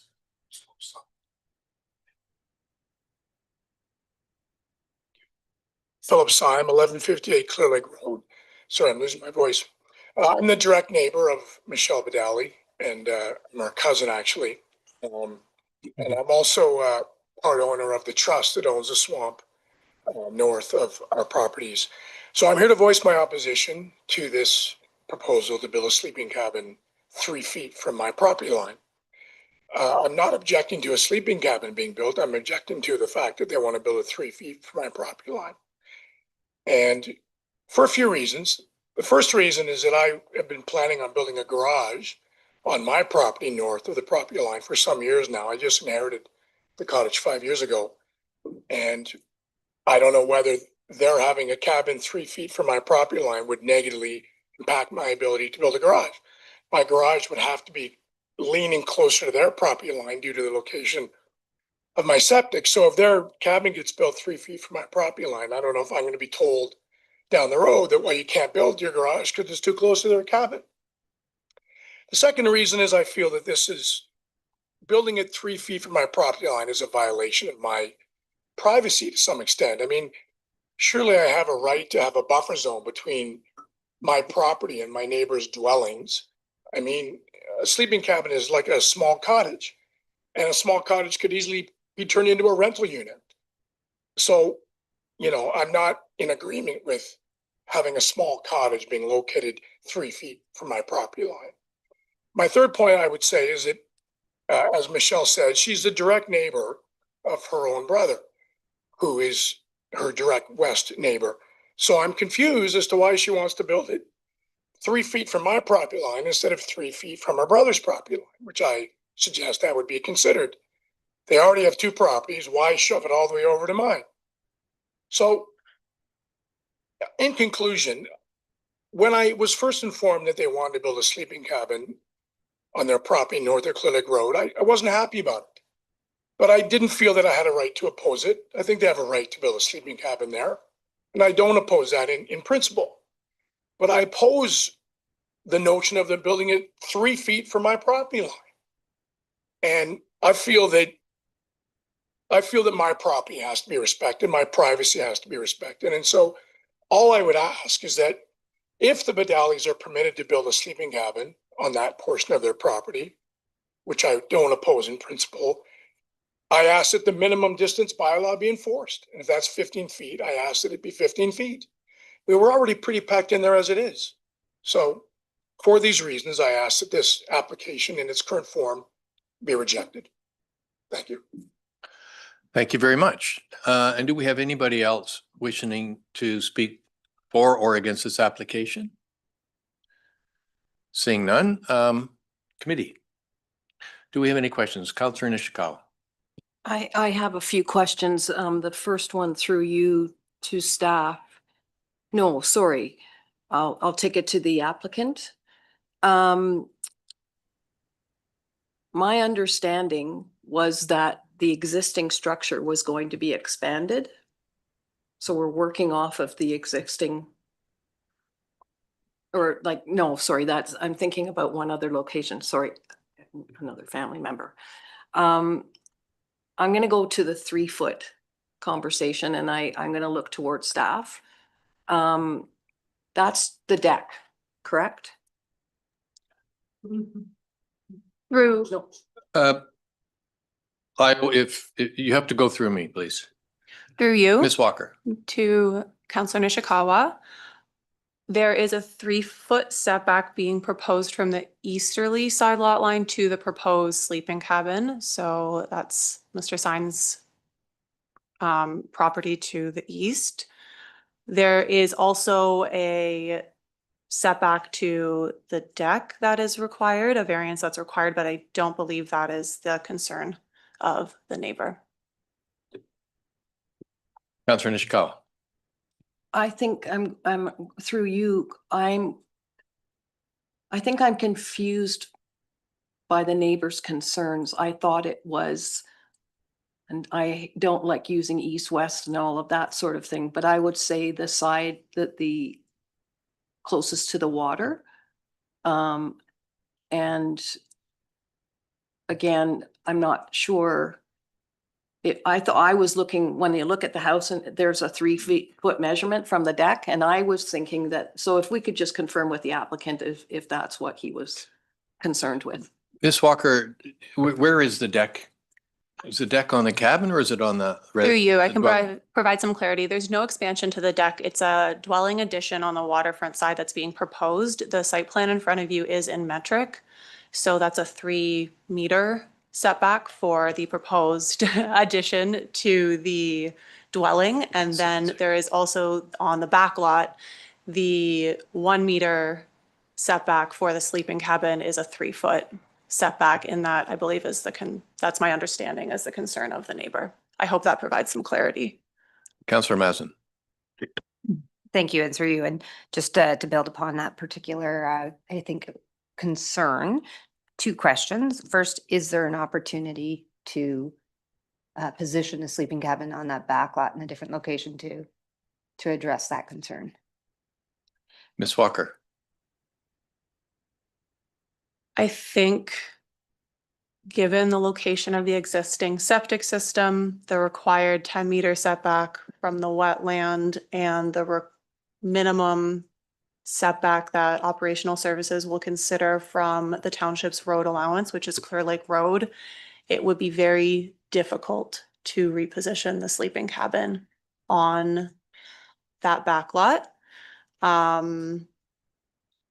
Not to say it's impossible, but it was initially proposed on the other side, but because of concerns with the existing septic system being relocated and the pipe that exists under Clear Lake Road, the applicant has opted to keep their existing septic system, which is why the sleeping cabin was relocated to the other side of the property.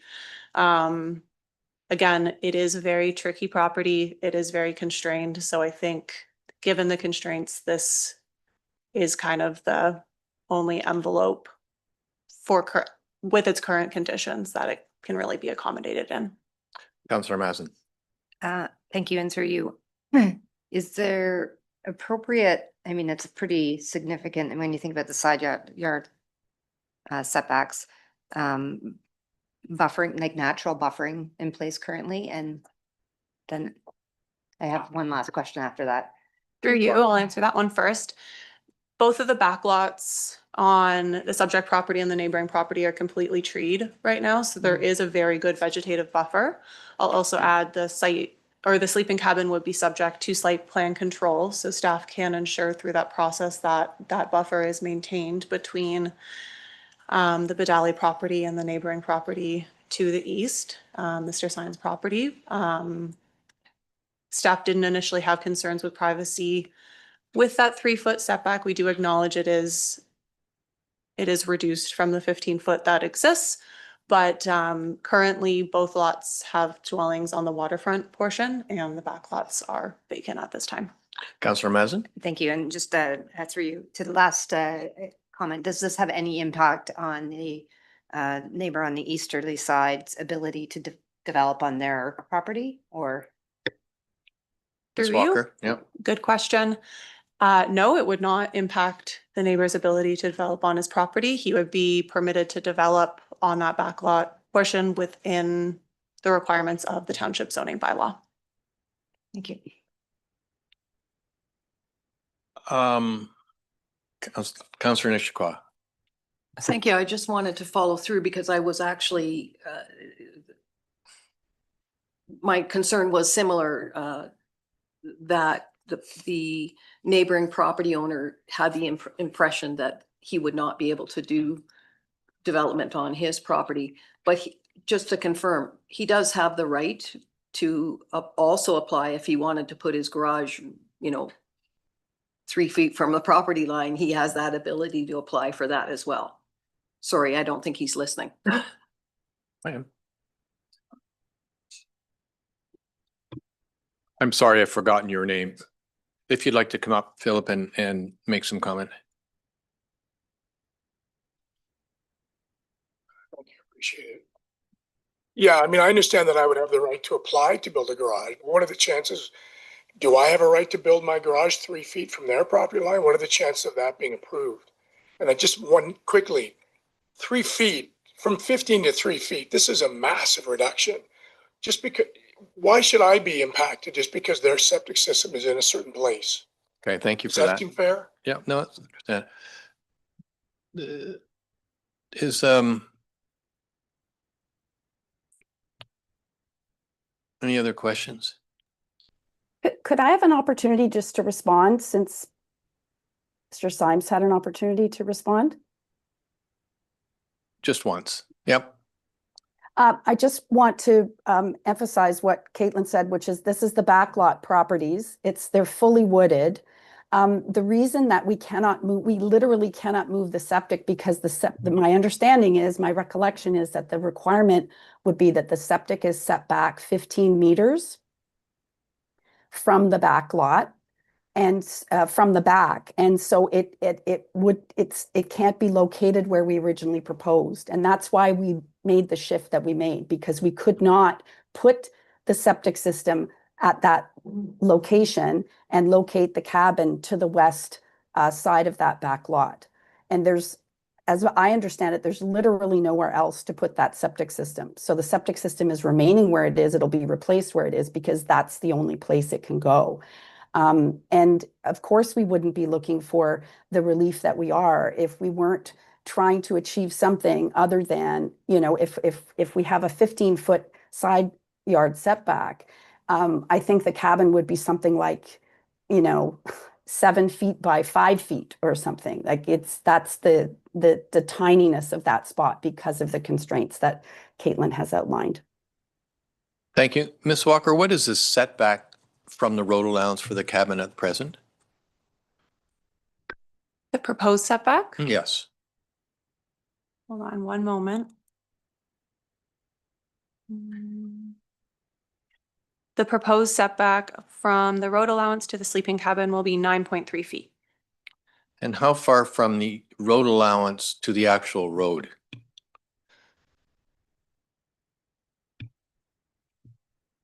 I don't believe I have that measurement, but I can give you a rough estimate.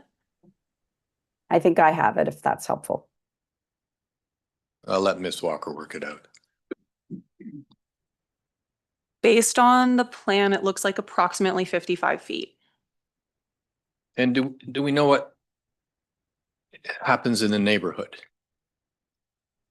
Like, are there other properties in the neighborhood where there are backlot buildings closer to? It seems there's a lot of space between the actual road and the road allowance. I don't think I'd be able, through you, I don't think I'd be able to speak to the location of all of those buildings, especially a good number of them were built prior to the requirement for building permits, so we don't have all that information. And is there an opportunity to balance setback from road allowance to setback from side lot allowance? Is there any latitude? I mean, you know, one we have is very, very close. The other one we seem to be in factual distance from the road, quite a long way. So I was just asking, is there some balance that could be made there? Through you, I think you're kind of looking to see if there's an opportunity to reduce the setback from the road and increase the setback from that side lot line. Correct me if I'm misunderstanding.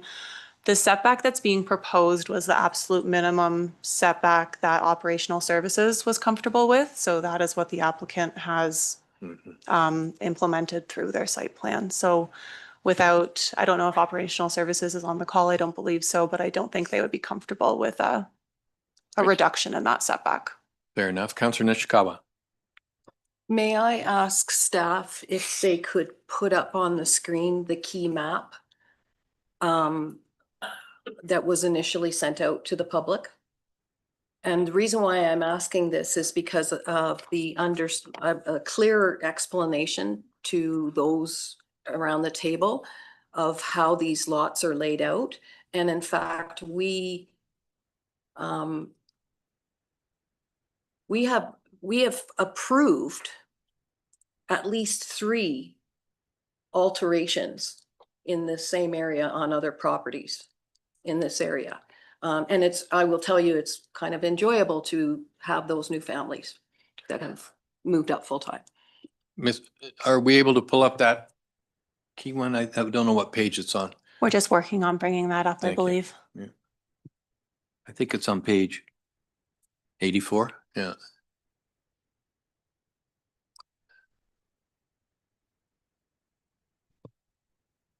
And your point, Councillor Nishikawa, is that there's a neighborhood character. Yes, and also.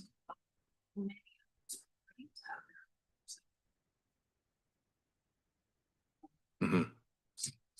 Thank you. Many of those properties have their septics through the road and have been approved by this municipality for many years. And as I said, just recently, even that smallest lot that you see, like sort of closer to the horn, I'll call it, has been developed, and it's a community. I'm just saying. Ms. Walker, do you have any further comment? Okay. Committee. Mr. Snyder. Thank you, through you, Chair. I wanted to address Mr. Syme's concern about building. As Caitlin stated, he would have the same opportunity to request relief of a 1 meter setback. The building code would also impose conditions on any building constructed within 1 meter of that property line and require the same for either. So it is possible there would be construction techniques that are required to ensure fire doesn't transfer from one to another building across that property line, similar to any subdivision development where you have properties very close together, or historical development where you have shared property lines, townhouse type development. So he has the absolute right to come and apply for a 1 meter setback. All right. Committee, is there, do we need to read the resolution here? Yeah, let me read the resolution so we can have some discussion on this. Moved by Mayor Kelly, seconded by Councillor Nishikawa. Be it resolved that the zoning bylaw amendment application ZBA 54/24 be approved. So, committee, we do have some issues here. Is there any discussion about any further discussion on this before I call the vote? And is there anybody wishing to make an amendment? Councillor Roberts. Thank you, Chair. So I'm putting myself in the position of the neighbor. And my current development rights with, the setback. And you're saying, well, you're saying to me, I'd have the right to come and apply for it, like a variance or whatever. But that would be money out of my pocket that I have to do it. There's fees involved and stuff like that. And so I have a difficulty trying to decide on this one. Is because we go on one side we're giving relief, and the other side we're taking it away. Am I interpreting this correctly? Ms. Walker? No. I think you'd have to provide, so through you, some clarity on what you mean by take away. There's a reduced setback proposed for the subject property. There's no changes being proposed to the rights on the property to the east. So as of now, if they wanted to develop that property, they'd have to comply with all the requirements of the zoning bylaw. I can't confirm if they're able to achieve that on this property without knowing the specifics, but they would be able to apply. They'd have to conform with all the requirements of the zoning bylaw, which would require a 15-foot setback from a side lot line. And if they wanted relief from that, then they would come and go through a similar process to what we're going through today. Thank you for that, Mary. No problem. Councillor Nishikawa. Sorry. And then Councillor Zavitz. It's difficult for me because I consider Mr. Syme a friend. I've worked with him on the road association for years and things like that. I believe that he's going to be stuck with the same constraints that this applicant has to do with the little bunkie. And until we know what that looks like, because it is the same thing, you know, I live off that wetland, like there's gonna be, depending on what his application looks like and how it's gonna fit on his property, it's probably gonna be the same situation. And whether he likes it or not, you might have to pay for a zoning application. So it's not, we're not doing anything to his property. It's the reality of the area. It's gonna constrain whatever happens to the neighbors. Councillor Zavitz. Thank you, Chair, and through you. I guess just on that same issue, the 3-foot overhang, given that the building would be established, I guess the foundation at that 3-foot demarcation, do we have any sense of what the overhang on the building would be? For example, does the cabin have a 2-foot overhang, and so therefore it's 1 foot from their property line? I mean, do we know that? Are we privy to that? Thank you. Ms. Walker, can you answer that? Through you, we don't have the design details of the sleeping cabin at this time. I don't think the applicant has gone through that process yet. They've just defined the envelope. The setback would be measured from the exterior wall of the sleeping cabin to the side lot line. I think if committee wanted to look at a restriction on what the overhang would look like, you would have the ability to do that. Thank you. I was just gonna say. Mr. Snyder. Thank you. Through you, I would also express that through the permit application process, we would not be able to issue a permit for an overhang that encroached over that property line. But the zoning bylaw does permit the overhang to encroach into a required side yard. So I hope that provides a little bit of information and clarity around that. Yep. Committee, do we, She has her hand up. I understand that. Ms. Badali, I'll give you another comment here. Thank you. This was just to provide some additional information. I know Caitlin doesn't have it, but all along that stretch of road, the properties have separate lots on both sides of the road. And so it would be the same situation for my cousin Philip, where he want to, I'm not a planner, but I know that there are 2 lots. So, they would have to deem the 2 lots as one, I believe, so that he could build a secondary structure on there. So just to Ruth's point, I think that there would be an application that would be required regardless of whether there's a relief on the side yard setback for us or not. Thank you very much. Committee, do we have any more discussion on this? Are we ready to vote then? I think we are. All those in favor? Any opposed? Very well, that carries.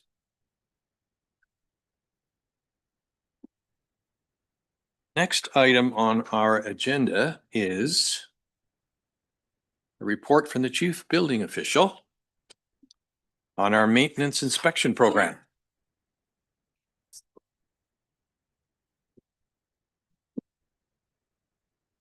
Thank you, Chair. Thank you, committee. I'm here to introduce our presenter of the report, Tyler Shepard, our sewage maintenance inspector administrator, will be taking over from here. Thanks very much, but I'm here for questions. Through you, Chair. Good morning. Thank you, Nick. Good morning, all. Thank you for taking the time to be here. As many of you know me, my name is Tyler Shepard, and I am the Sewage System Maintenance Inspector and Administrator for the Phase 1 and Phase 2 Sewage System Program. Today, I'll be presenting the 2025 Sewage System Maintenance Inspection Program Review. Our review has been prepared by our Chief Building Official, Nick Snyder, and presented by myself. This review encompasses both the Phase 1 and Phase 2 sewage system data captured within the 2025 season. Next slide, please.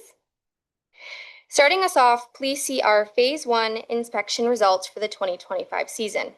As a reminder, Phase 1 inspections are completed by seasonal township staff with the assistance of myself as a program administrator. The 2025 season saw inspections continued into Zone 2 with 319 systems identified and inspected. Of those, 222 properties were found to be in compliance before the end of October 2025. This brings in a compliance rate of 70%. Please note any remaining properties or systems not inspected within the 2025 season will be subject to an inspection early in the 2026 inspection season. Next slide, please. Secondly, please see our Phase 2 inspection results for the 2025 season. As a reminder, Phase 2 inspections are completed by our consultants in Vision or a qualified third-party inspector of the property owner's choosing. The 2025 season inspections continued within the Zone 2, with 714 systems identified and inspected. Of those, 493 systems were in compliance before the end of October 2025. This brings a compliance rate of approximately 70%.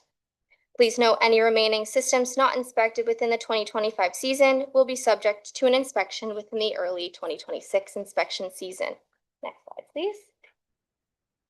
In addition, the sewage system maintenance inspection policy is to be amended as discussed through previous public meetings to capture all properties that have been identified as short-term rentals.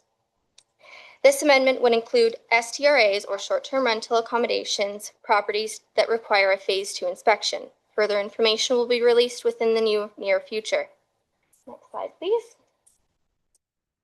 In conclusion, the 2025 season was great with great success. As noted in previous slides, all remaining systems not captured/inspected from Zone 2 will be inspected at the beginning of the 2026 season. Zone 3 inspections are on track to begin in 2026. Again, I thank you for taking the time to review the results of the 2025 Sewage System Maintenance Inspection Program.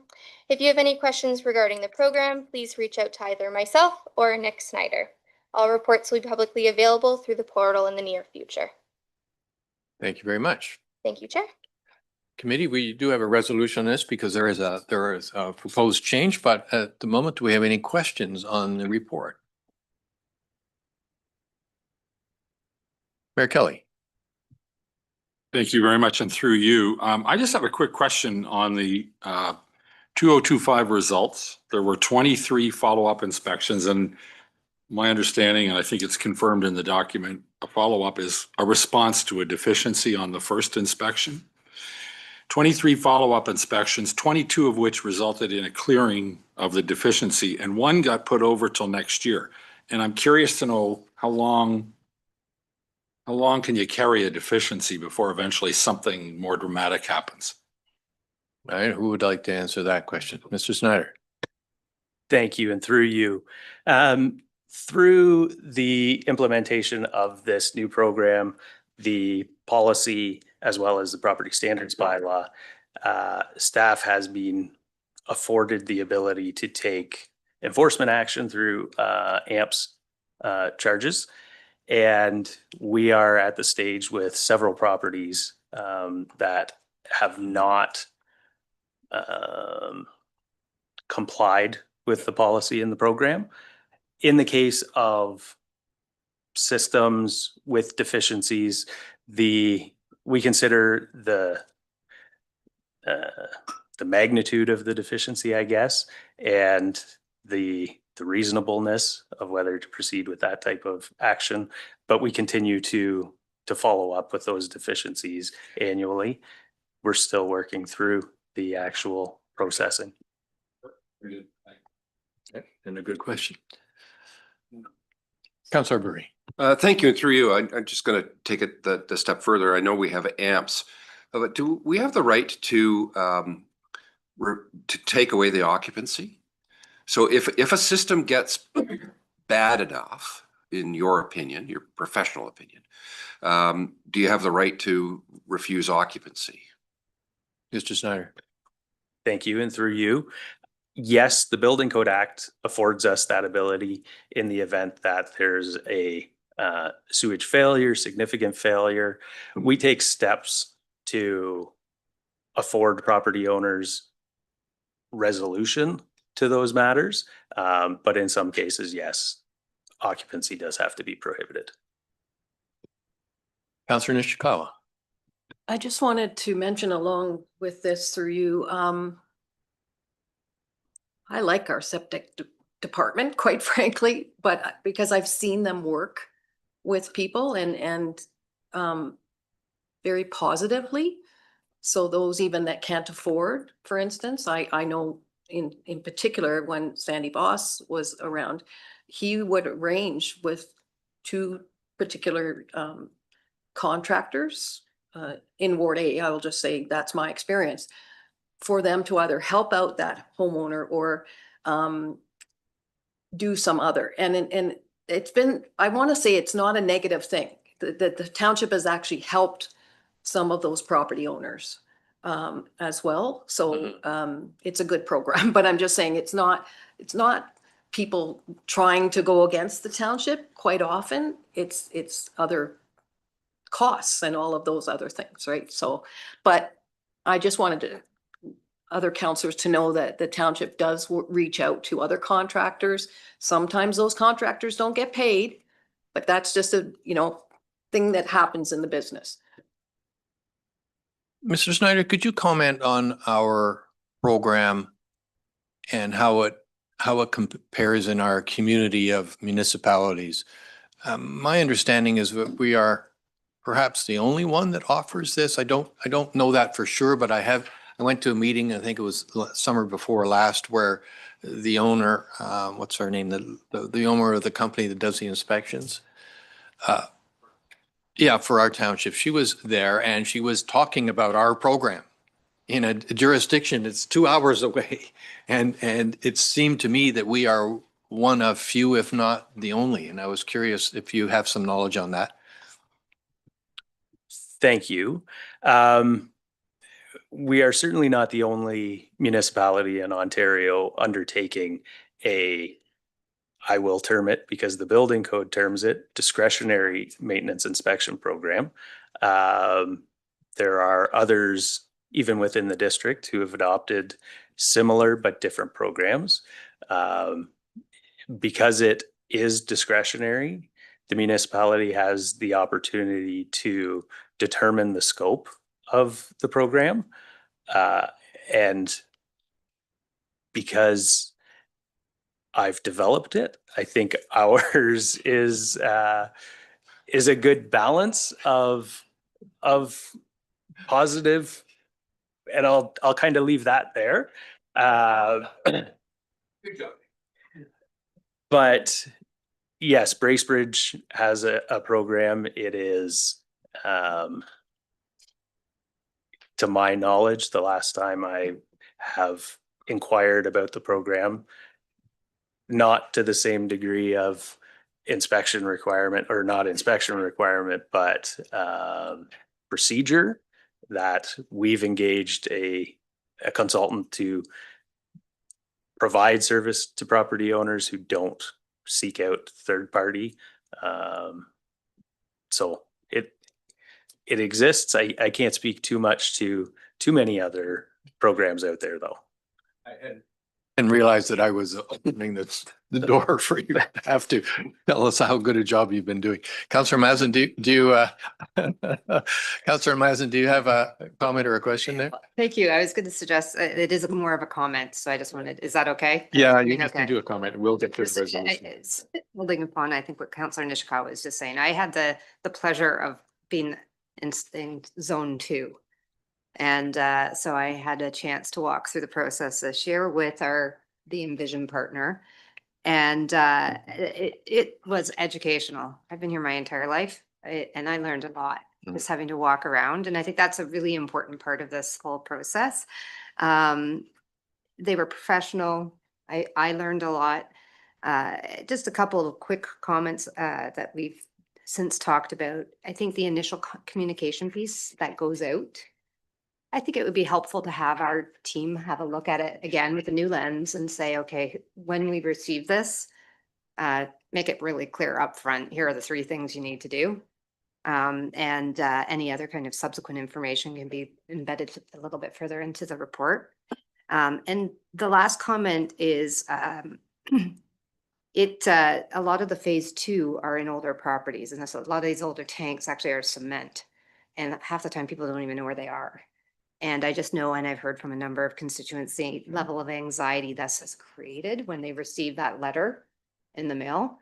So just maybe finding a way to help mitigate some of that anxiety up front, giving them an opportunity to say, I just know you can't find them, you can't lift them. And if you're in your 80s and 90s, that's like an impossible task. Right. And that was certainly the message that they were left feeling for the weeks and months leading up to their actual inspection dates. So just little comments on how we can improve it. But I would concur that I left there. I came back into David Pink's office and said, that's a fantastic program. And I still have yet to pay my bill right here.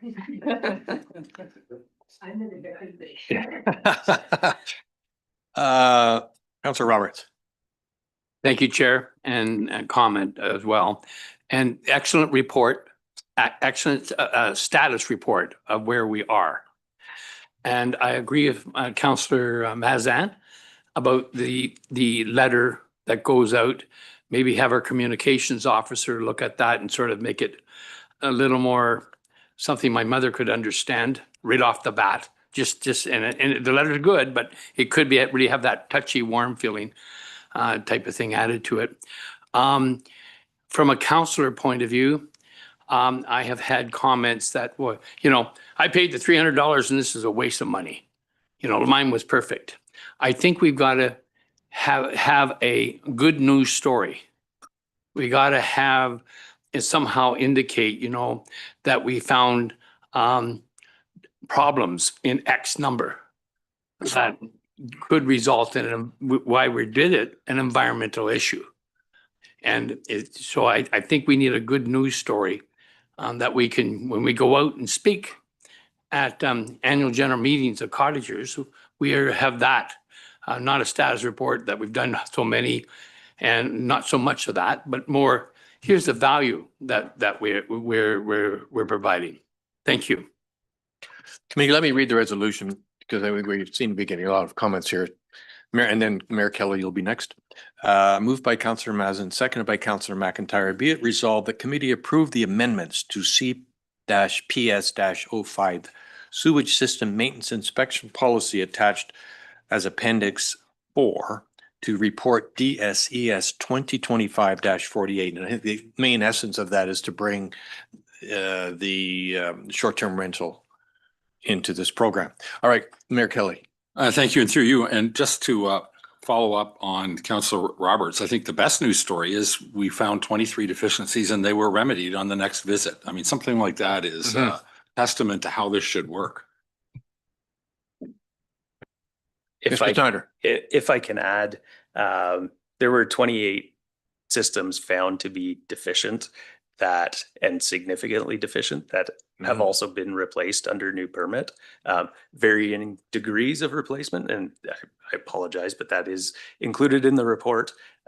So I take that as a win for the program as a whole, as well as the information and the education piece. I think that through the phase 1 and phase 2 inspections is probably one of the greatest contributors to the success of the program. Thank you. Committee, any further discussion or questions on this? Councillor Nishikawa. Just because I want to waste everybody's time, but I'm sort of curious. And by the way, can we have Nick at the table every week? And it's kind of one of the questions, I guess, is when you talk about those ones that were quite deficient in things, and if we were going to use that as an example in our marketing or whatever, how close were they to the lakes? Mr. Snyder. Through you, honestly, I don't have that information at my fingertips, and I would hesitate to speculate in this forum. Okay, committee, I've read if there's no more discussion, I'll give you another second or two. Councillor Zavitz, no? All right, I'm going to call the vote. All those in favor? Any opposed? That carries. All right, the next item on the agenda, which is basically our last one, is the report from the Chief Municipal Bylaw Officer On noise control bylaw update. Ms. Miners.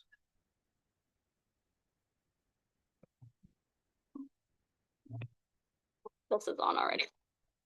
Okay. Thank you, Chair, and hello, members of Planning Committee. I just wanted to thank the delegations from this morning, as well as all of the submissions that we have received, and just reminding everyone that the public feedback, we welcome that throughout this entire process. After hearing some of the delegations this morning, I just wanted to clarify a couple of things about the AGCO licensing. The AGCO licensing is a separate process from the township's noise control bylaw. They are two separate matters.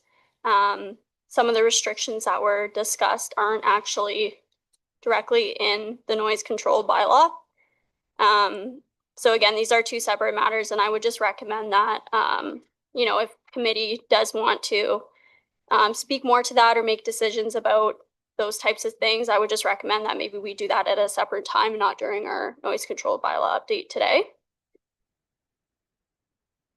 As committee recalls, committee approved a process to update the noise control bylaw back in October, which I've showed on the screen here. So far, we have created an Engage Muskoka Lakes page, and we had a public survey to receive community feedback. After the survey closed, we continue to reach out to individuals, businesses, and associations who we presume to have an interest in this update. And again, we are committed to continuing this throughout this whole process. Today, I'm just going to do a summarization of some of the survey results and general recommendations that we have for a draft bylaw.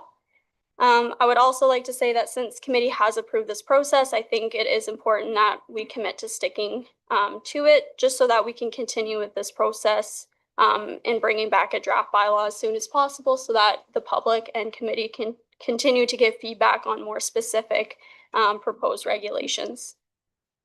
So one major topic that I would like to discuss that was in the report is about staff's recommendation on maintaining the point of reception approach to the noise, to the enforcement of the noise bylaw. I mean, aside from us already using this and therefore it having an easier or maybe a quicker process for updating the bylaw, the point of reception approach continues to be the more cost-effective approach, because it doesn't require the purchase of expensive decibel readers. Those decibel readers also do require additional machinery to either be purchased or for us to contract out to have continuous collaboration of those readers.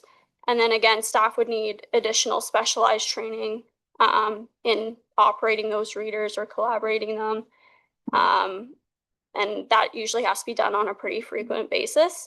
I did quickly look into a little bit of dollar amounts and stuff, and it tends to get expensive kind of quickly, like tens of thousands of dollars in some scenarios. Another thing I wanted to discuss a little bit further as well, when we do get into decibel readers, staff would have to use their own approved decibel reader and prove that the illegal noise occurred with that, you know, special equipment. We can't use witness evidence in that situation. So maybe just to make like a bit of a comparison, for example, police officers, they all use speeding radars to prove that a speeding offense has happened. They can't just use a witness's own speeding thing in order to prove that the speeding occurred. So just keeping that in mind, if we did go down the route of decibels, I think staff would have to be working, you know, 24/7 and have all of this specialized equipment in order to prove that noise offenses have occurred, which I think would probably require hiring additional officers just with their staffing levels right now. I don't believe that's something we could accommodate. Just kind of furthering down that, I would like to take the time to explain what our current enforcement approach is to laying charges for noise offenses. I think staff find it to be quite straightforward and easy, and it has been proven successful in legal proceedings. So in one scenario I'll provide you guys is that if a person hears that their neighbor is having a party after 11 p.m., they can take a video showing that there's been amplified music or loud human noises occurring. They can upload that video right into the complaint form on the township website with a sworn statement outlining the events that has occurred. It comes to the bylaw department. Our policy requires that we respond between 2 to 5 days, and then we can take enforcement actions such as laying charges or laying amps. And if that does proceed to a trial in provincial offenses court or hearing through amps, we would just require that the witness attend and testify to their evidence. That is the current approach that we have right now. Again, we do find it to be pretty straightforward, and it has shown pretty successful when it does go to hearings or trials. So at this point, that is why staff is recommending a point of reception approach be maintained. And then aside from that, you'll find in the report that there are some more, again, general recommendations for a draft bylaw, which includes creating a new regulation to address excessive daytime noise, revising prohibited hours for nighttime amplified music to perhaps start earlier in the evening or end later in the morning, revising prohibited hours for construction noise to start earlier in the evening and perhaps end later in the morning. Again, same thing with the use of power tools for domestic purposes. Consideration for revising hours for tours entertainment operations to end amplified music earlier, and revising prohibition for noisy animals to include other types of animals, and perhaps reduce that 30 minutes down to 15. I think that's all that I'm really going to discuss at that point. I know that's a lot of information. So I'll just turn it back to committee. If they have any questions, I'm happy to answer them. Thank you, Ms. Miners. Just a clarification. You were looking for us for some directions on those items as to whether they should be included in the draft bylaw that you're going to prepare. Is that what you're asking of us? Through the chair, yes. I believe right now we're just looking for some direction on more general recommendations, general regulations to start considering for this noise control bylaw at this time. All right, so we don't need to address each one of those points individually. I would maybe direct that to Director Huff. Director Huff? Thank you, Chair. So the resolution that was included in the report is that staff be directed to prepare an updated noise bylaw, just a draft version, based on the recommendations contained within the report. So in the report, there's a chart that talks about some of the items. Sorry, not a chart, but there's some headings there. And so if any of those topics committee wishes to discuss and provide a different approach, this would be the meeting to do that in. If you're satisfied with the approach that we've outlined in our report, then the recommendation contained in the report would be sufficient. All right. Mayor Kelly, I think you were the first with your hand up, then Councillor Mazin, and then Councillor Zavitz, and then Councillor Roberts. Thank you very much. And through you, I think you've done a really great job with this report. Where is she? Still here? And yeah, that's right. But I do have a couple of questions and a couple of, I guess, guiding comments. I'm not sure. Point of reception makes a ton of sense to me. What I don't understand, if the offense is committed when the sound travels to an adjoining, or not necessarily an adjoining, another property, does it have to be just simply audible, or does it have to be loud enough to keep you awake? Or, I mean, what's the sort of measure of the breach? Just the fact that you can hear it? Ms. Miners? Through the chair, I think how most bylaws are worded is that it has to be clearly audible. So I think from somebody else's property, it has to be clearly audible, maybe not just a murmur of the music, but you can hear the clear lyrics, for example. Okay. If I may, I have a couple of quick other ones. I think one of the really important charts in here is this figure 2, identifying all the stuff we have no jurisdiction over. We get a lot of input and a lot of complaints from a lot of people about airplanes flying over and jet skis going by. I think it would be useful to get this out more in the public, make a post or something, just to socialize people, the fact that a lot of the noise that irritates isn't noise that's within our control to regulate. One more issue, the heck was it? Oh, I know, the figure number 1 shows a summary of public concerns. This is exclusively survey data or requested feedback, I think. Ms. Miners? Through the chair, yes, that would come from the public survey results. And I will just mention that that chart that talks about the topics that we don't have any jurisdiction over. Yep. We have put it on our Engage Muskoka Lakes page, but we're going to tweak it a little bit more and just make it more obvious on I think the that's site. great. Okay, on the summary of public concerns that came in when we solicited feedback, do you have a way of measuring how the complaints you've received, your department has received, actually measures up against those types of noise? I mean, in other words, clearly the 120 respondents said daytime noise, amplified music, and for whatever reason, human yelling. Do you get a lot of human yelling calls? Ms. Miners? Through the chair, it's difficult for me to kind of speak on that because daytime noise currently isn't a bylaw contravention, so we don't keep records of those, complaints. It is a frequent thing that comes in, but I will say a majority of it is concerning amplified music during the daytime, not so much, people yelling and screaming and whatnot. Thank you for that. Good. It's a good report. Thank you. I think it was, I don't remember the order, Councillor Zavitz. Thank Sorry, you. Councillor Mazin first and then Councillor Zavitz. That's correct. Thank you, and through you.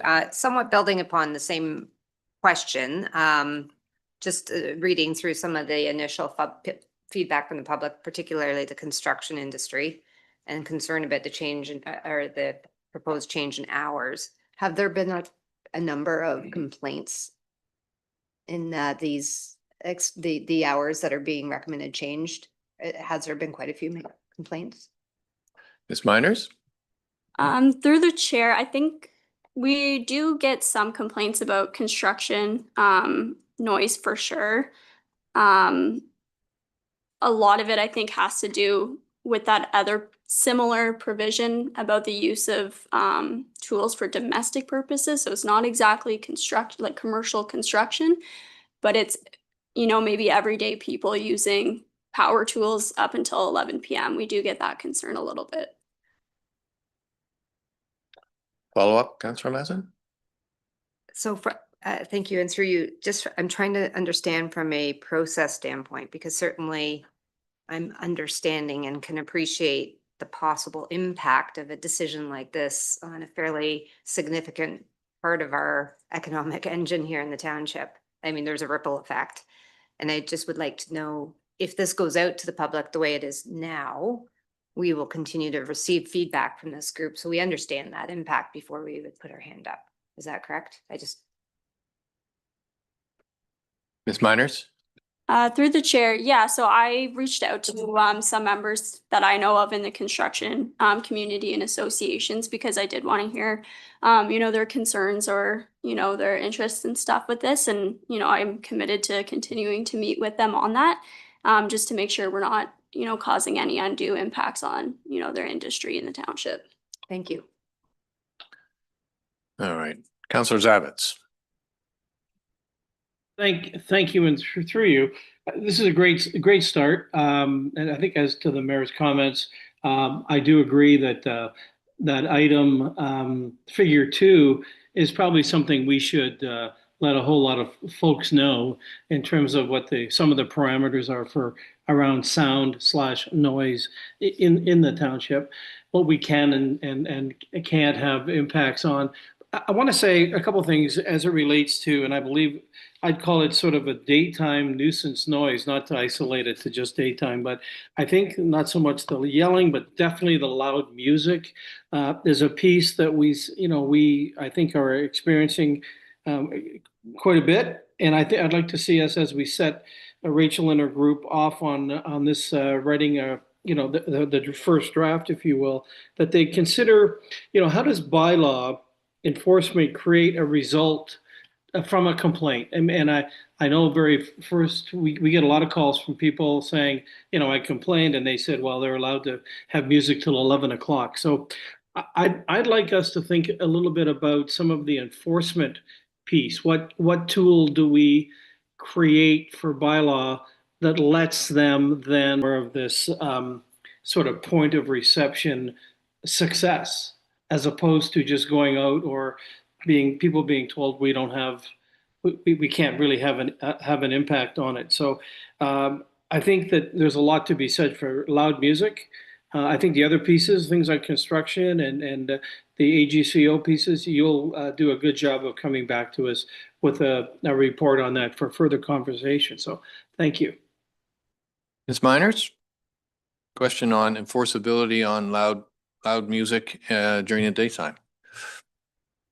Through the chair, I guess what that could potentially look like is that if committee wishes, you could put in a regulation that says, similar like point of reception, like clearly audible, no person can play amplified music. And then it would be during the daytime, the officers, if they received a complaint, we would go out and determine if we can clearly audibly hear amplified music well beyond a person's property boundary, and if it is having an extreme negative impact on residents in the community, we would respond to that, and we could tell them to, turn the music down or turn it off. And again, it would be normal enforcement actions that can be taken, whether it's educational, a warning, or legal enforcement, such as AMPS or the issuance of charges. Councillor Zavitz? Thank you. And supplemental.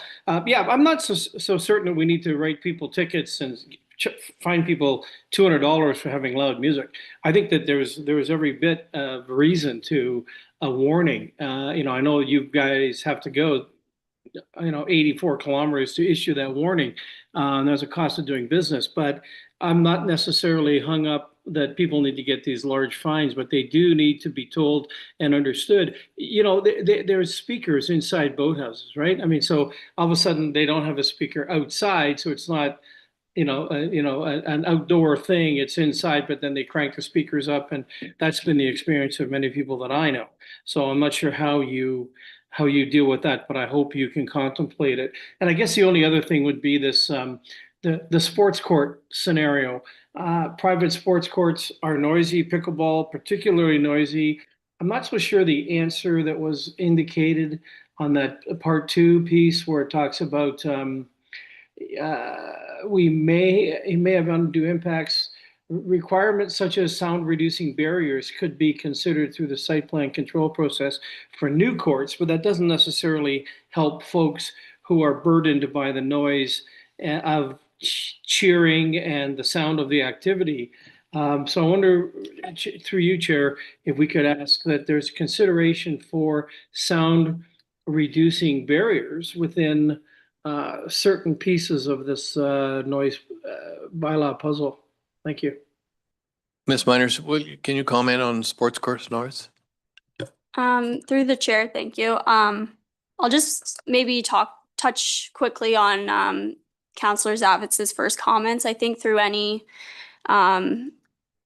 especially with it being a new bylaw, but similar to any other bylaw enforcement, our biggest goal is compliance. So we're always going to try to take the education and warning route as much as possible just to ensure compliance is achieved. When it comes to sport courts, I think it's something that staff could perhaps research more on. I think there's some consulting maybe we need to do with some legal teams and stuff about it, but it's something we could look into. Thank you for that. Councillor Nishikawa, I think you had your hand up. Thank you.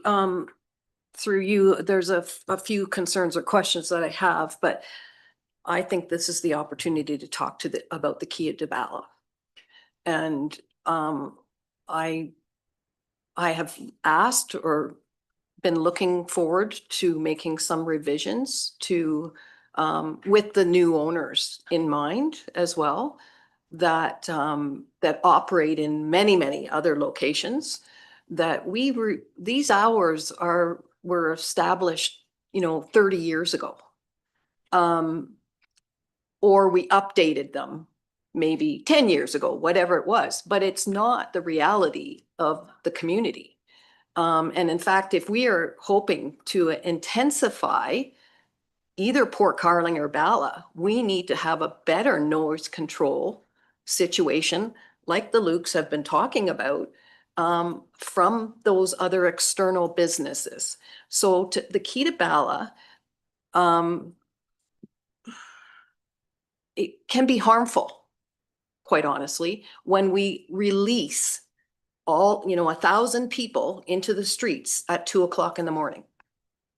I mean, we need to consider what that is like to live in that community with those circumstances and, watching things being dumped in the river and all that kind of stuff, because we don't have the policing either. So that, it just adds to it. I really feel like let's be grown-ups and say midnight. That is what I've like in City of Toronto, that's what the number is, right? Like you don't go to concerts at 10 o'clock or 11 o'clock at night, which is the way the key is set up. You don't arrive until, if you want to see the show, it starts at 11:30, and that's not right. Like we need to actually take back control of that area, in my opinion. And as well, it fixes a whole bunch of other issues. So I would say that I would like to see that time frame be brought down to 12 o'clock, and they can ask for exceptions when an exception is needed, but not as a go-to, because now they're operating 7 days a week. So in the middle of the week, we're throwing, how many other people out in the streets in the middle of the night. And I just don't know that we fully understand from a resident's perspective what that's like to live in that atmosphere and wake up the next morning and take your kids to school. And you didn't, like it's just a very, very odd. But again, these shows are going on all week long. So I'm asking for that to be changed for them, that specifically. It's not just them. I want to say all of Bala, because Bala to me is an entertainment zone. I look at Bushes and other locations and things, but let's do midnight and do provisions. And quite frankly, I think some more things could be added to that, but I would like to start with that, and I hope that it doesn't get turned down. Committee, I'm just going to read the resolution because we're clearly in a discussion, and I would ask Ms. Miners to respond to some of those comments specifically about Bala and the key. Moved by Councillor Roberts, seconded by Councillor Burry. Be it resolved that staff be directed to draft an updated noise bylaw as per the recommendations contained within report DSES 2025-051 for further consideration by Planning Committee prior to a public meeting. Ms. Miners, some thoughts on the comments from Councillor Nishikawa? Thank you through the chair and to Councillor Nishikawa. One of the recommendations in the report does speak to revising hours for tourist entertainment operations to end amplified music earlier. Currently, it's 1:30 a.m. with some other restrictions in there to help mitigate noise from traveling. So we are making that recommendation right now. Yeah, follow up, Councillor Nishikawa. Thank you. But what is the hour? Like it's sort of, and also, I just want to say it's not just affecting Bala. I live closer to Walker's Point.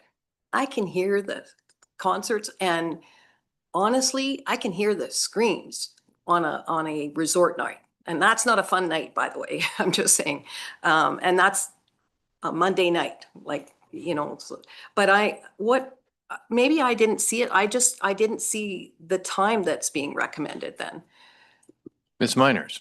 Through the chair, I don't think staff are necessarily recommending a specific hour right now. We're just looking at some more general recommendations. If committee does want to propose specific times to us today, we can certainly take them. Councillor Nishikawa. Thank you. I truly wish that we could do this because I think this is going to be a long process, but I think it's an important process. Again, what other town can you do this? You not in Muskoka. Thank you. I'll come back to that. Councillor Zavitz. I'm sorry, Councillor McIntyre, did you have your hand up at some point? You're next. Beg. Okay. Speaker. Thank you. Thank you. I have some pretty strong feelings about this, and from the first time we started talking about the noise bylaw, I have had some concerns. My concerns come from working in the past as a lawyer and having noise complaints with landlord and tenant matters. And so it goes back to the point of reception. I think it's a good concept and I hope it can work. I would like us to keep track of how it is working. And I think if we're going to do it that way, we need to let the public know exactly what they need to do to record, to keep track of what time it was, what the level of recording was, whatever all of those little details are. Because in my experience with landlord and tenant matters, it's extremely difficult. Well, or put it the other way, it's pretty easy to overcome these because the testimony usually goes like, well, how loud was it? It was very loud. What does that mean? What is the reality? Where do you go with that? Has that met the standard of what is loud? I understand the issues with the decibel meters because that's at least an objective standard, but I see there's a lot of issues within this that we need to keep track of and keep our eyes on so that people do feel that they're being heard. I will say in my constituency, noise bylaw is one of the biggest issues that people face, and I want us to be successful in doing this. So I think in order to do that, we need to keep our eyes open on what's going on and keep track of how this is working. Okay. Councillor Zavitz. Thank you. Sorry. And then Councillor Roberts. Thank you. And through you, certainly to the whole Bala entertainment piece, if you will.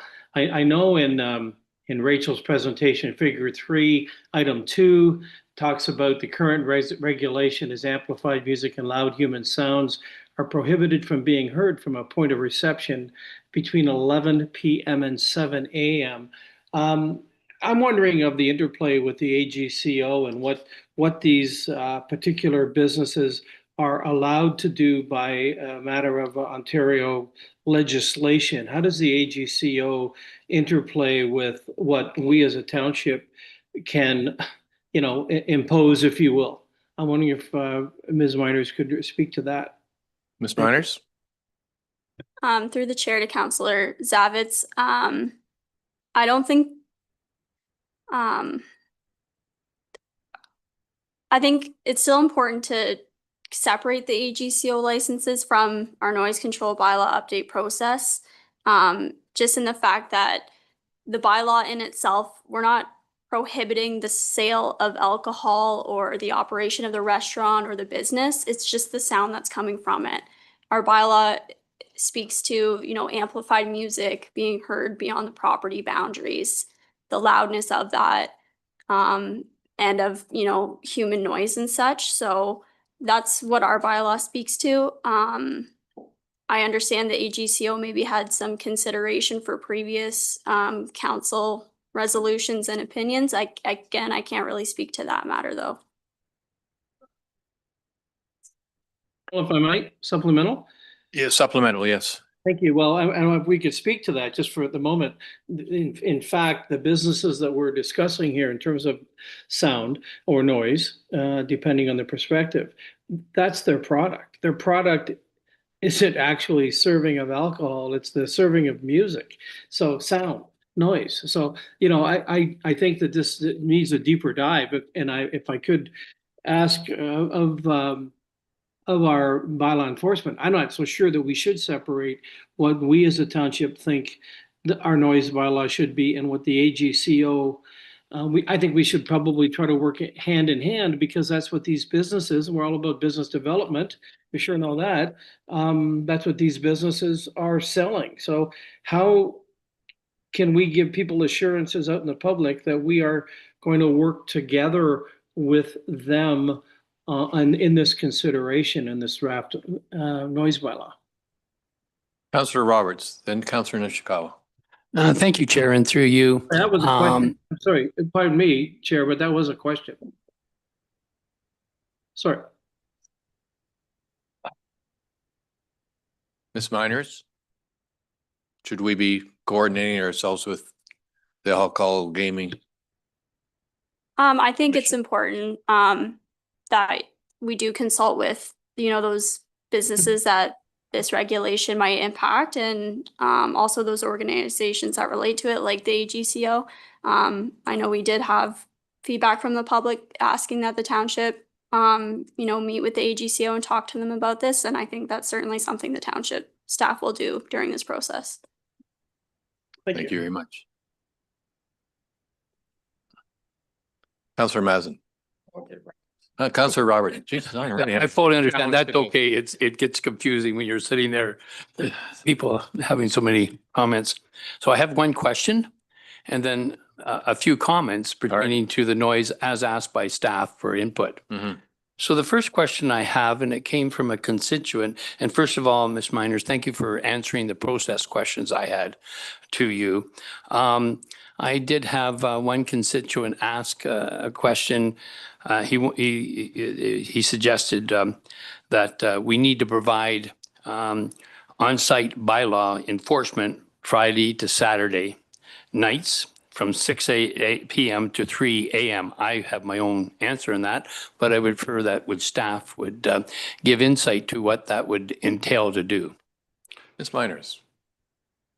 Through the chair to Councillor Roberts, I think if, you know, committee or council was looking to change staffing hours to have bylaw enforcement officers present during the hours of 6 p.m. to 3 a.m., that it would take additional resources to the bylaw department, additional staff, full-time staff, probably changes to job descriptions, updates in our working alone policies, just to make sure, you know, we're safe while we're out there. Just some brief highlights in my mind. I'm not sure if Director Huff wants to make more comments about that, but. Director Huff, more comments? Thank you. The Chief Bylaw Officer did speak on all of the same things I was thinking of, but really just to highlight the officer safety aspect. To have officers attend at nighttime, there would be a requirement for at least 2 officers, and that would be something that, you know, staff would feel very strongly about. Councillor Roberts, you have a number of questions. I have comments back to staff as they asked for. Yep. And I'm listening to Mr. Lux talk about the entertainment area and Park Carling. I've heard it about Bella, and I'm wondering if maybe we should separate the two because it's specifically on the entertainment and tourism and that noise. So that's just a suggestion, a comment. The next one is I was going to ask for an explanation of the process that a person would follow when they're recording, because not everyone will have the ability to upload, but we can take that offline. I suggest that you really need a really simple process. I have a concern. Here's how you do it. So when so people can provide you with the information. We're talking about music, but I have witnessed for many years nighttime screaming, singing, and noise coming from inside establishments, so that you can't discount that, just say it's music. You've got people partying, especially at bachelor's or bachelorette parties where they make a lot of noise and young children are trying to sleep. Turning to the process and those tables, figure 3, the construction. And Chair, I'd ask maybe at the end we do a sort of a poll with this with committee. I'm really not in favor of changing the current time slot for our construction people, 7 o'clock in the morning. Moving it to 8. These individuals are working hard, doing a business in our community. 7 p.m. Many of them leave work at 3. So 7 a.m. So that's, just leave it alone, in my opinion. I think rather than throwing that out there, because I have already received from big operations their concerns with that one statement in the noise bylaw. Turning to the noise as it pertains to residential areas, I suggest that you need to add generators as an exclusion. Generators are noisy and they're needed, so there can't be that. I look for your understanding on the farm operations close to a residential area. They should be excluded, anything excluded there on that. What else do I have here? And also on your report in the future, I'll remind everyone that the Aspen Wildlife Sanctuary community around that, the sanctuary came to us and presented, and we said to them at the time we would talk about it, the noise bylaw. So I look forward to how ideas on points, there's point 6 on other animals, what you could do there. Now, other animals could be cows. It could be, there's not a dog, or it could be a lion, but I don't understand just your ideas and suggestions how we could do that. And maybe it's not best to have that in a noise bylaw, but maybe more appropriately in something else. So those were my thoughts on the noise bylaw. Committee, we have, I think I'm catching 3 suggestions that we might want to consider. One is, and I think staff has highlighted this, that we separate the discussion of the alcohol and gaming and our noise bylaw, and perhaps treat that separately. Ms. Miners, I think I'm understanding that correctly, and perhaps you'd like to bring back some further work on that. Sorry, bring back additional comments on. Well, we have this issue as how do we work with it's called the alcohol and gaming commissions? How does our bylaw affect that? The concerns raised by the community that if we don't put in some bylaws about outdoor speakers, all of a sudden we're going to have outdoor speakers that we've never had before. And I don't know if that's an issue that I think was brought clear by the community, that they would like to have them, but we also was brought very clear to the community as we've gone for many years without it. So, and it's working with the alcohol and gaming committee. Is that something that we should consider in addition to what we're doing here? I think through this process with the noise bylaw update process, I think we will reach out to the AGCO and just understand more about their processes and how it may have impacts on our noise bylaw. Okay, fair enough. Councillor Mazin? Thank you. And through you, I just wanted to pick up on point number 5, which is the tourist entertainment operations piece. Currently, it's just the one method, I would say. If you take a step back and say, what's the goal here? The goal, it would seem, is that we're trying to manage or mitigate the impacts of noise. emitting from these places. And it seems like the one piece in here is about the hours of operation. Yet I've heard some other options, i.e. are there other is there technology today that can be implemented that helps mitigate the impact in a different way? I think I've heard from certain property owners that they were in fact successful in doing such a thing. So I guess I'm just looking for the idea that, you know, hours may be the thing that will help control the timing of the impact. I understand what Councillor Nishikawa is saying, but that still is going to happen 2 hours earlier, right? So if the goal is actually to help mitigate the impact of the noise, then I think we just want to make sure that that gets captured within the process. And I think I heard from you, Ms. Miners, that you will be absolutely engaging with the key stakeholder groups. I mean, we know who they are, right? So sitting down with them and saying, let's start with what the real problem is and make sure that we're leveraging anything that might be new or understood. It's not just the time of the hours, it's also the days of the week. I'm understanding now it's many more days of the week. So there isn't the same kind of relief. So So I think summarize that is we've got a process that will encourage feedback. That's the process I'm Yeah. focusing on here, because I keep hearing about a number of different ideas, and then I draw comfort thinking staff will be working directly with stakeholder groups who probably have good ideas.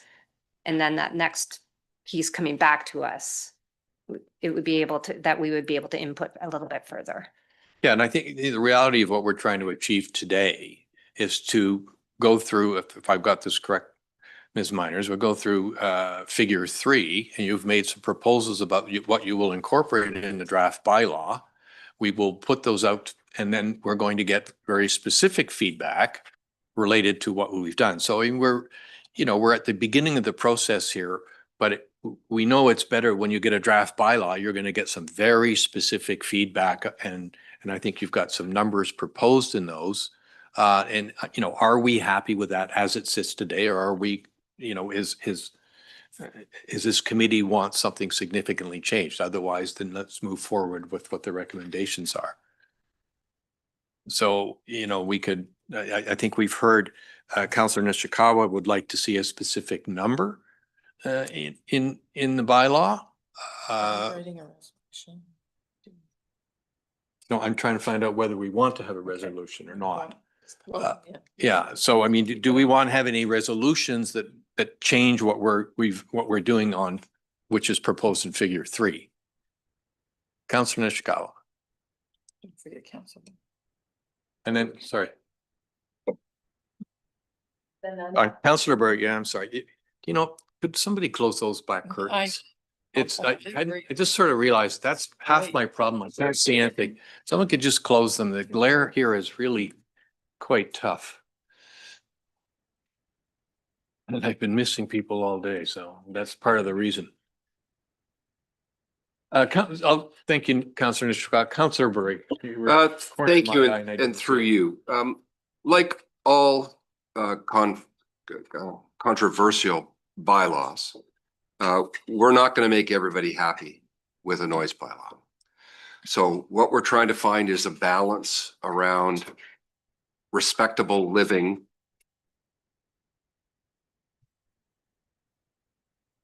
No, it's noise. Big difference. Sorry, I couldn't. He just handed that one to me. I'm sorry. So we're not going to make everybody happy. But I think what we're trying to do is provide guidelines around respectable living with each other. Yeah, I'm not a big fan of having speakers at a restaurant, because I go to a restaurant to have conversation with people. I know people that spend tens of thousands of dollars joining private clubs around the globe so that they can go to a place where they can have a conversation and be heard and understand. So we're going to have a continuum of likes and dislikes. And I think what we're trying to do is have a place where we can have healthy living.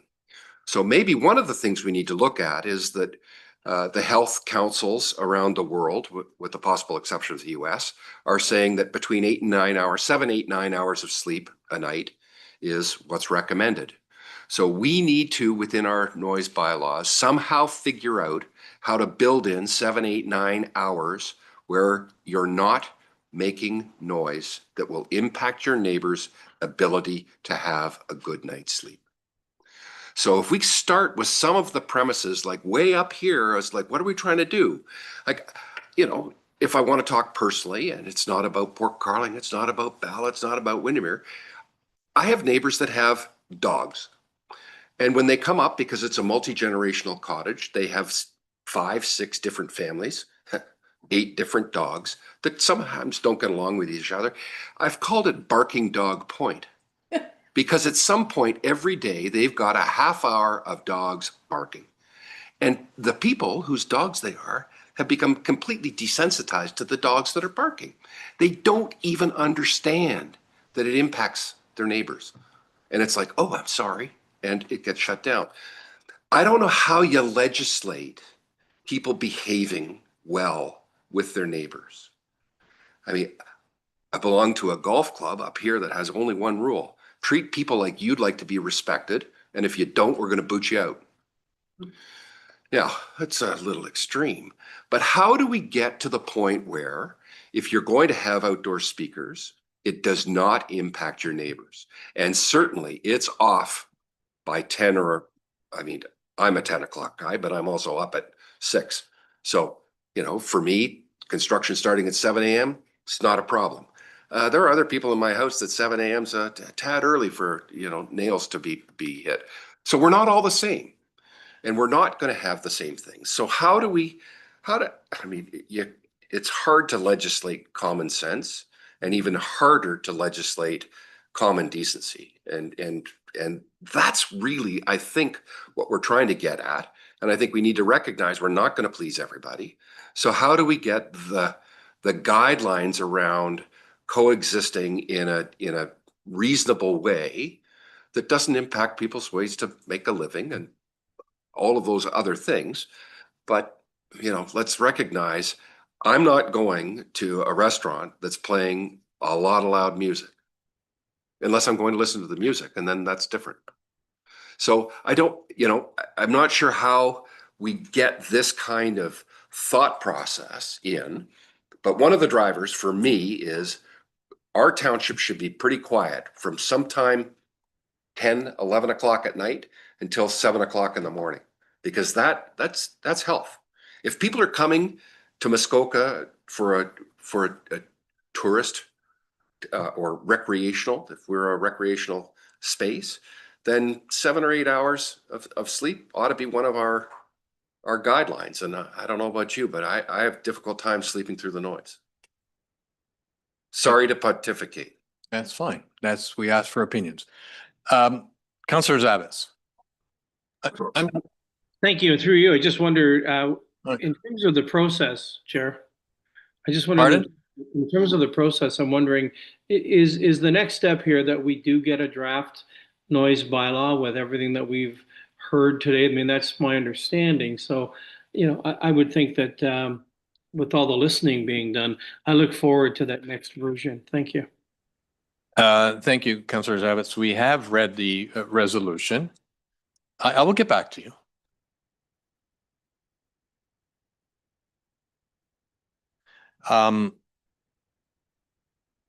We have a resolution. The resolution asks staff to prepare the draft bylaw with the recommendations in Figure 3.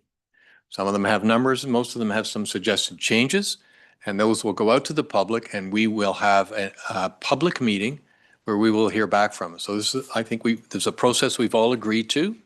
And really we just want to know, staff wants to know is, have they got the right direction in Figure 3 to draft the bylaw? And then we will, and I think that's obvious. That's the process we chose. We're going to hear back from the public with some specific things, and we can continue all of these discussions at that point. So that's the process. That's what the resolution says. Councillor Nishikawa. Thank you. Through you, a few things I do, if it requires, and I was trying to follow the answer to Councillor Zavitz's question, and felt like I needed to have a bylaw passed, or sorry, a resolution passed to get it to the 12, because I don't know where like, it'll just be recorded, but I actually want action. And so with that, I'm going to request that we do have a resolution, but I also wanted to mention more because I actually have the experience of holding liquor licenses for some of the two of the noisy establishments in Bala in the past. Never have we ever been asked to, the alcohol and gaming do not talk about noise. They don't talk about anything. They talk, the reality is it has to come to this township for approval. And so if, with the, like, for instance, in Port Carling, it was those drivers, those public people that were able to make the changes to the Gaming Act. It's not in the Gaming Act, like, it's not just a given. So you can apply tomorrow for a liquor license and not have to deal with the noise other than what comes through, but it's not a question of. They happened to jump on the opportunity, and that's why they got hurt. But I also want to comment that I appreciate that these volunteers did this because it's worked. And I really want people to understand that in Port Carling, it worked. We just don't have it around the whole township. Councillor Edwards. Yes, thank you. That's what I was going to mention. I heard one of our delegations earlier this morning say that it went to the a liquor license.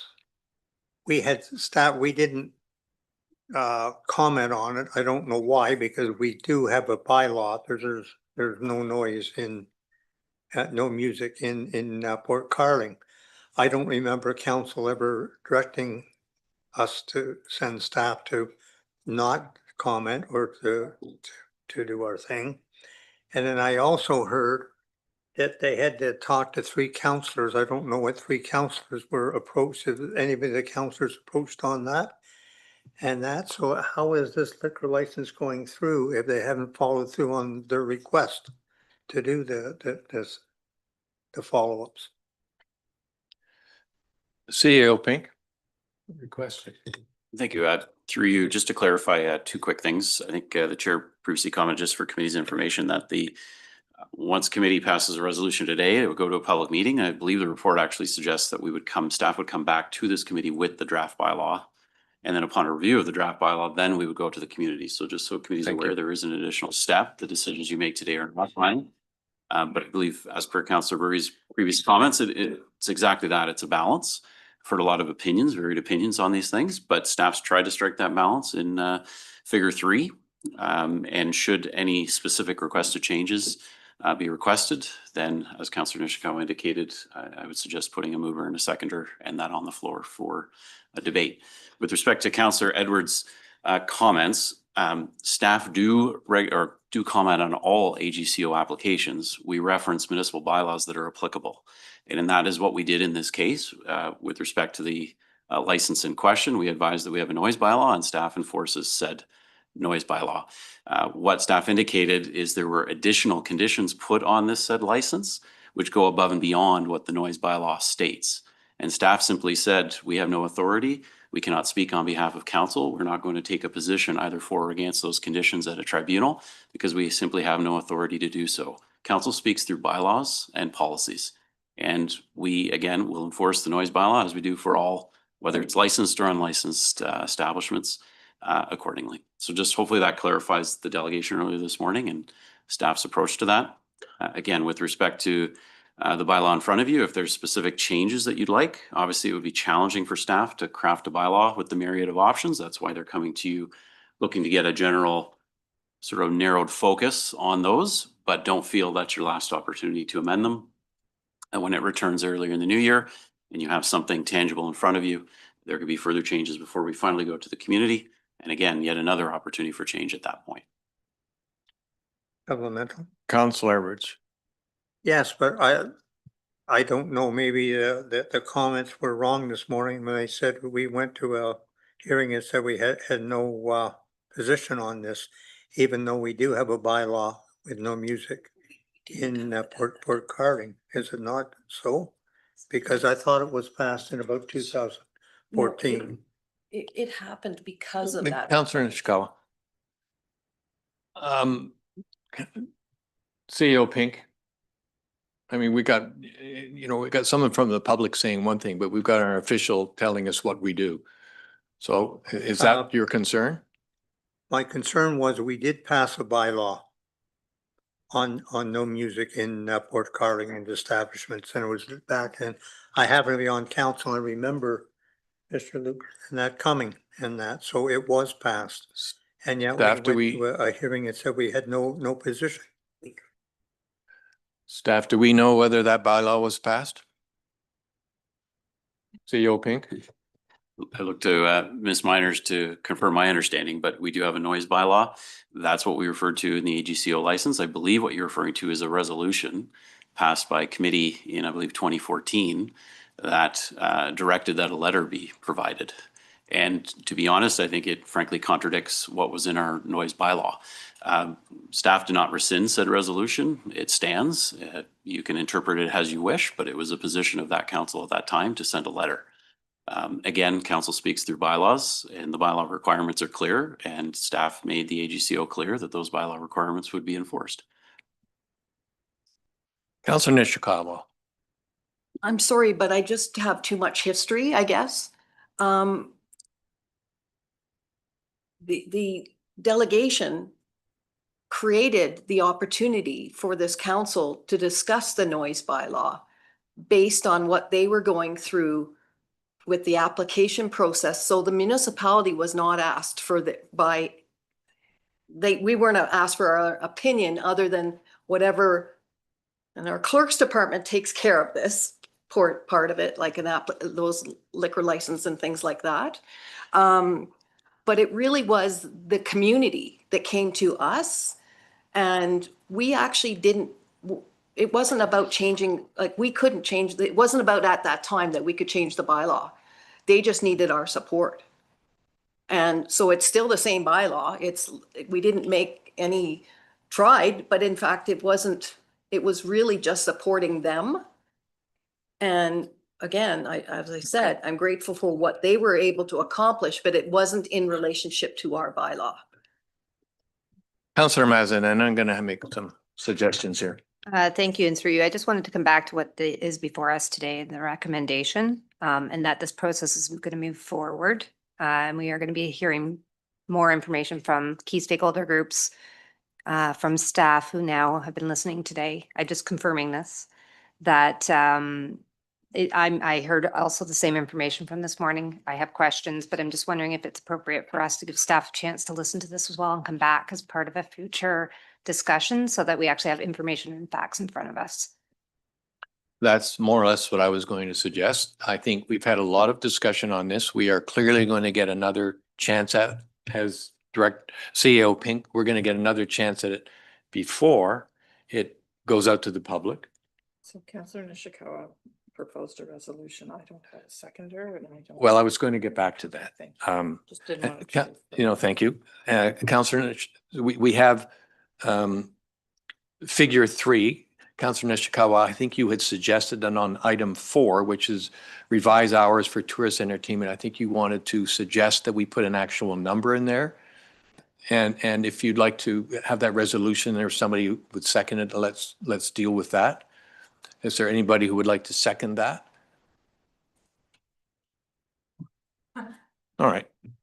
The staff says revise hours for tourist to end amplified music. So I guess staff is, Ms. Miners, will you be putting a number into that draft bylaw with that recommendation?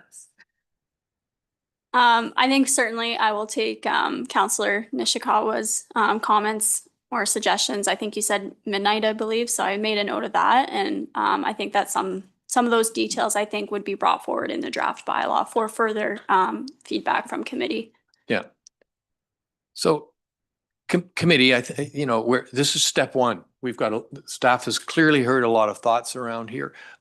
I would suggest we let them draft the bylaw, and when it comes back, we've got something very specific to talk about and, make it a little easier to come to some conclusion.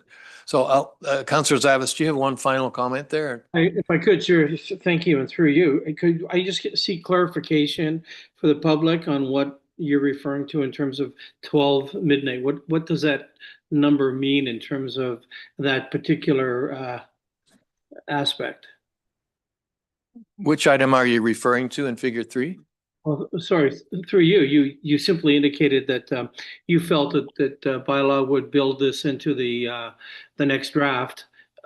Something about 12 o'clock. Councilor Nishikawa has mentioned. Was it a 12 o'clock ending of activity, or what is the 12 o'clock number that you're speaking of? Sorry, just for clarity. I see, Ms. Miners. I believe Councillor Nishikawa was expressed some interest in having number 5 in figure 3, which speaks to revising hours for tourist entertainment operations to end amplified music earlier. I think she had expressed the time of midnight, 12 a.m. as a number for the amplified music to end at midnight, as opposed to the current being 1:30 a.m. And as I mentioned earlier, I think staff can maybe perhaps just keep it more general at this point and take committee's recommendations right now, and then make more time to meet with those groups that have an interest in this specific topic before drafting the bylaw and bringing it back to committee early next year. Chair, if I might, through you, secondary. Yeah, secondary, yeah. Thank you. I certainly wouldn't be supportive of that at this stage at all. So, I would be certainly status quo on the 1:30 until such time as we've had more discussion on it. So if it's going to get into the draft budget somehow, or the draft plan, I won't be able to support that when you ask for our support in about a few minutes. Thank you. The resolution wasn't seconded. Yeah, we didn't have a second on the resolution to put a time in there. And the process will allow, committee is going to go to the community, the staff is going to the community. They will come back with a draft resolution that will have a time in there, right? And at that time, we can discuss it and have full, you can continue your concerns at that time. So what we're really just proposing here is that, let's get the draft done. And here's the words. With all protocol, are you suggesting that the new time that this draft will reflect is 12 instead of 1:30? No, I think what staff has said to us that they are going to talk to get public input to decide what to put into this, and they will come back with a number. So they will come back. They will come back with a draft bylaw. And Ms. Miners, is it likely to have a number in it? Yes. So it'll have a number based on the consultation. So that's the time, I think, is the time to debate the actual hour.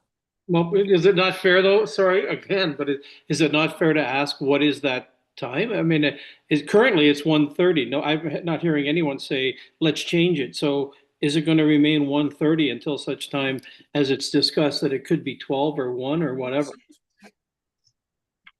CEO Pink, can you perhaps illuminate us on this? Again, if I'm recalling correctly, I think Councillor Nishikawa put forward a motion to put an hour in it. There didn't appear to be a seconder. I don't know if Councillor Zavitz, that's what you're now supporting, but again, staff suggesting that the recommendation is to put an hour in it. There'll be further opportunity for debate if that's the appropriate time selected. I think, as we heard from Councillor Mazan, there may be other options, whether it's days, different sound mitigation measures that we can include in a noise bylaw.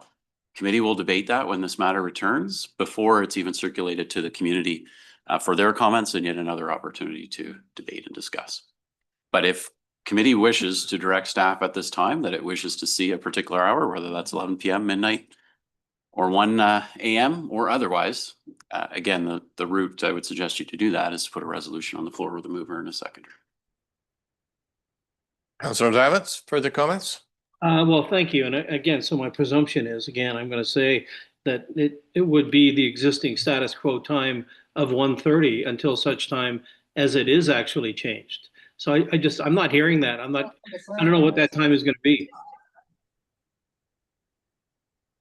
Do you want to make a resolution? No, I'd like to keep it status quo for the moment until we get an opportunity to kick this thing down the road. So, and that's all I'm asking. I'm just asking for clarification, really. Mayor Kelly. Thank you, and through you. Councillor Zavitz, we're just talking about instructing staff to go away and draft a resolution or a bylaw. We don't know what it's going to say. There was at one point a discussion that we could cap noise at midnight. That didn't get a seconder. Unless we're going to help draft, I would rather we have a resolution to call this meeting at 1 o'clock or 2, maybe. I just don't think we're going anywhere with this. We always have staff draft the resolution. It'll come back. There'll be ample opportunity for public input at that time. Lots of debate around this table, and the will of council will prevail, and we'll have a bylaw. But in the meantime, we're just going to have a draft. Nothing changes in the current situation. Whatever the current noise bylaw says isn't being amended until we all sit around and agree to it. Thank you. That's as I understand it. Thank you. All right, committee. Are we ready to vote on this? All those in favor? Any opposed? Thank you. That carries.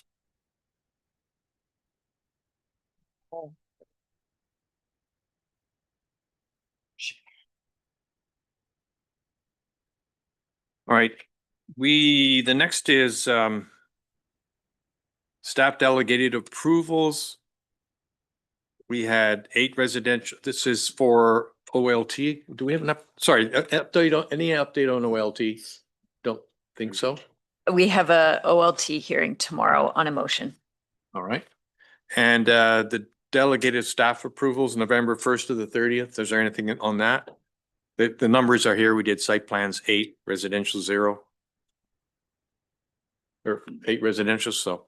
All right, so I don't think there's correspondence can be received wherever it's received. Final resolution. Where's my time? 12:37.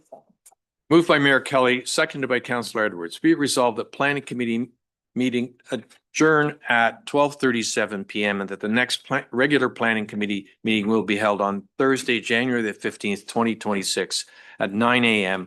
via an electronically and in-person hybrid format for the council chambers, municipal offices in beautiful downtown Port Carling, Ontario. Any debate? All those in favor? Thank you. That's carried.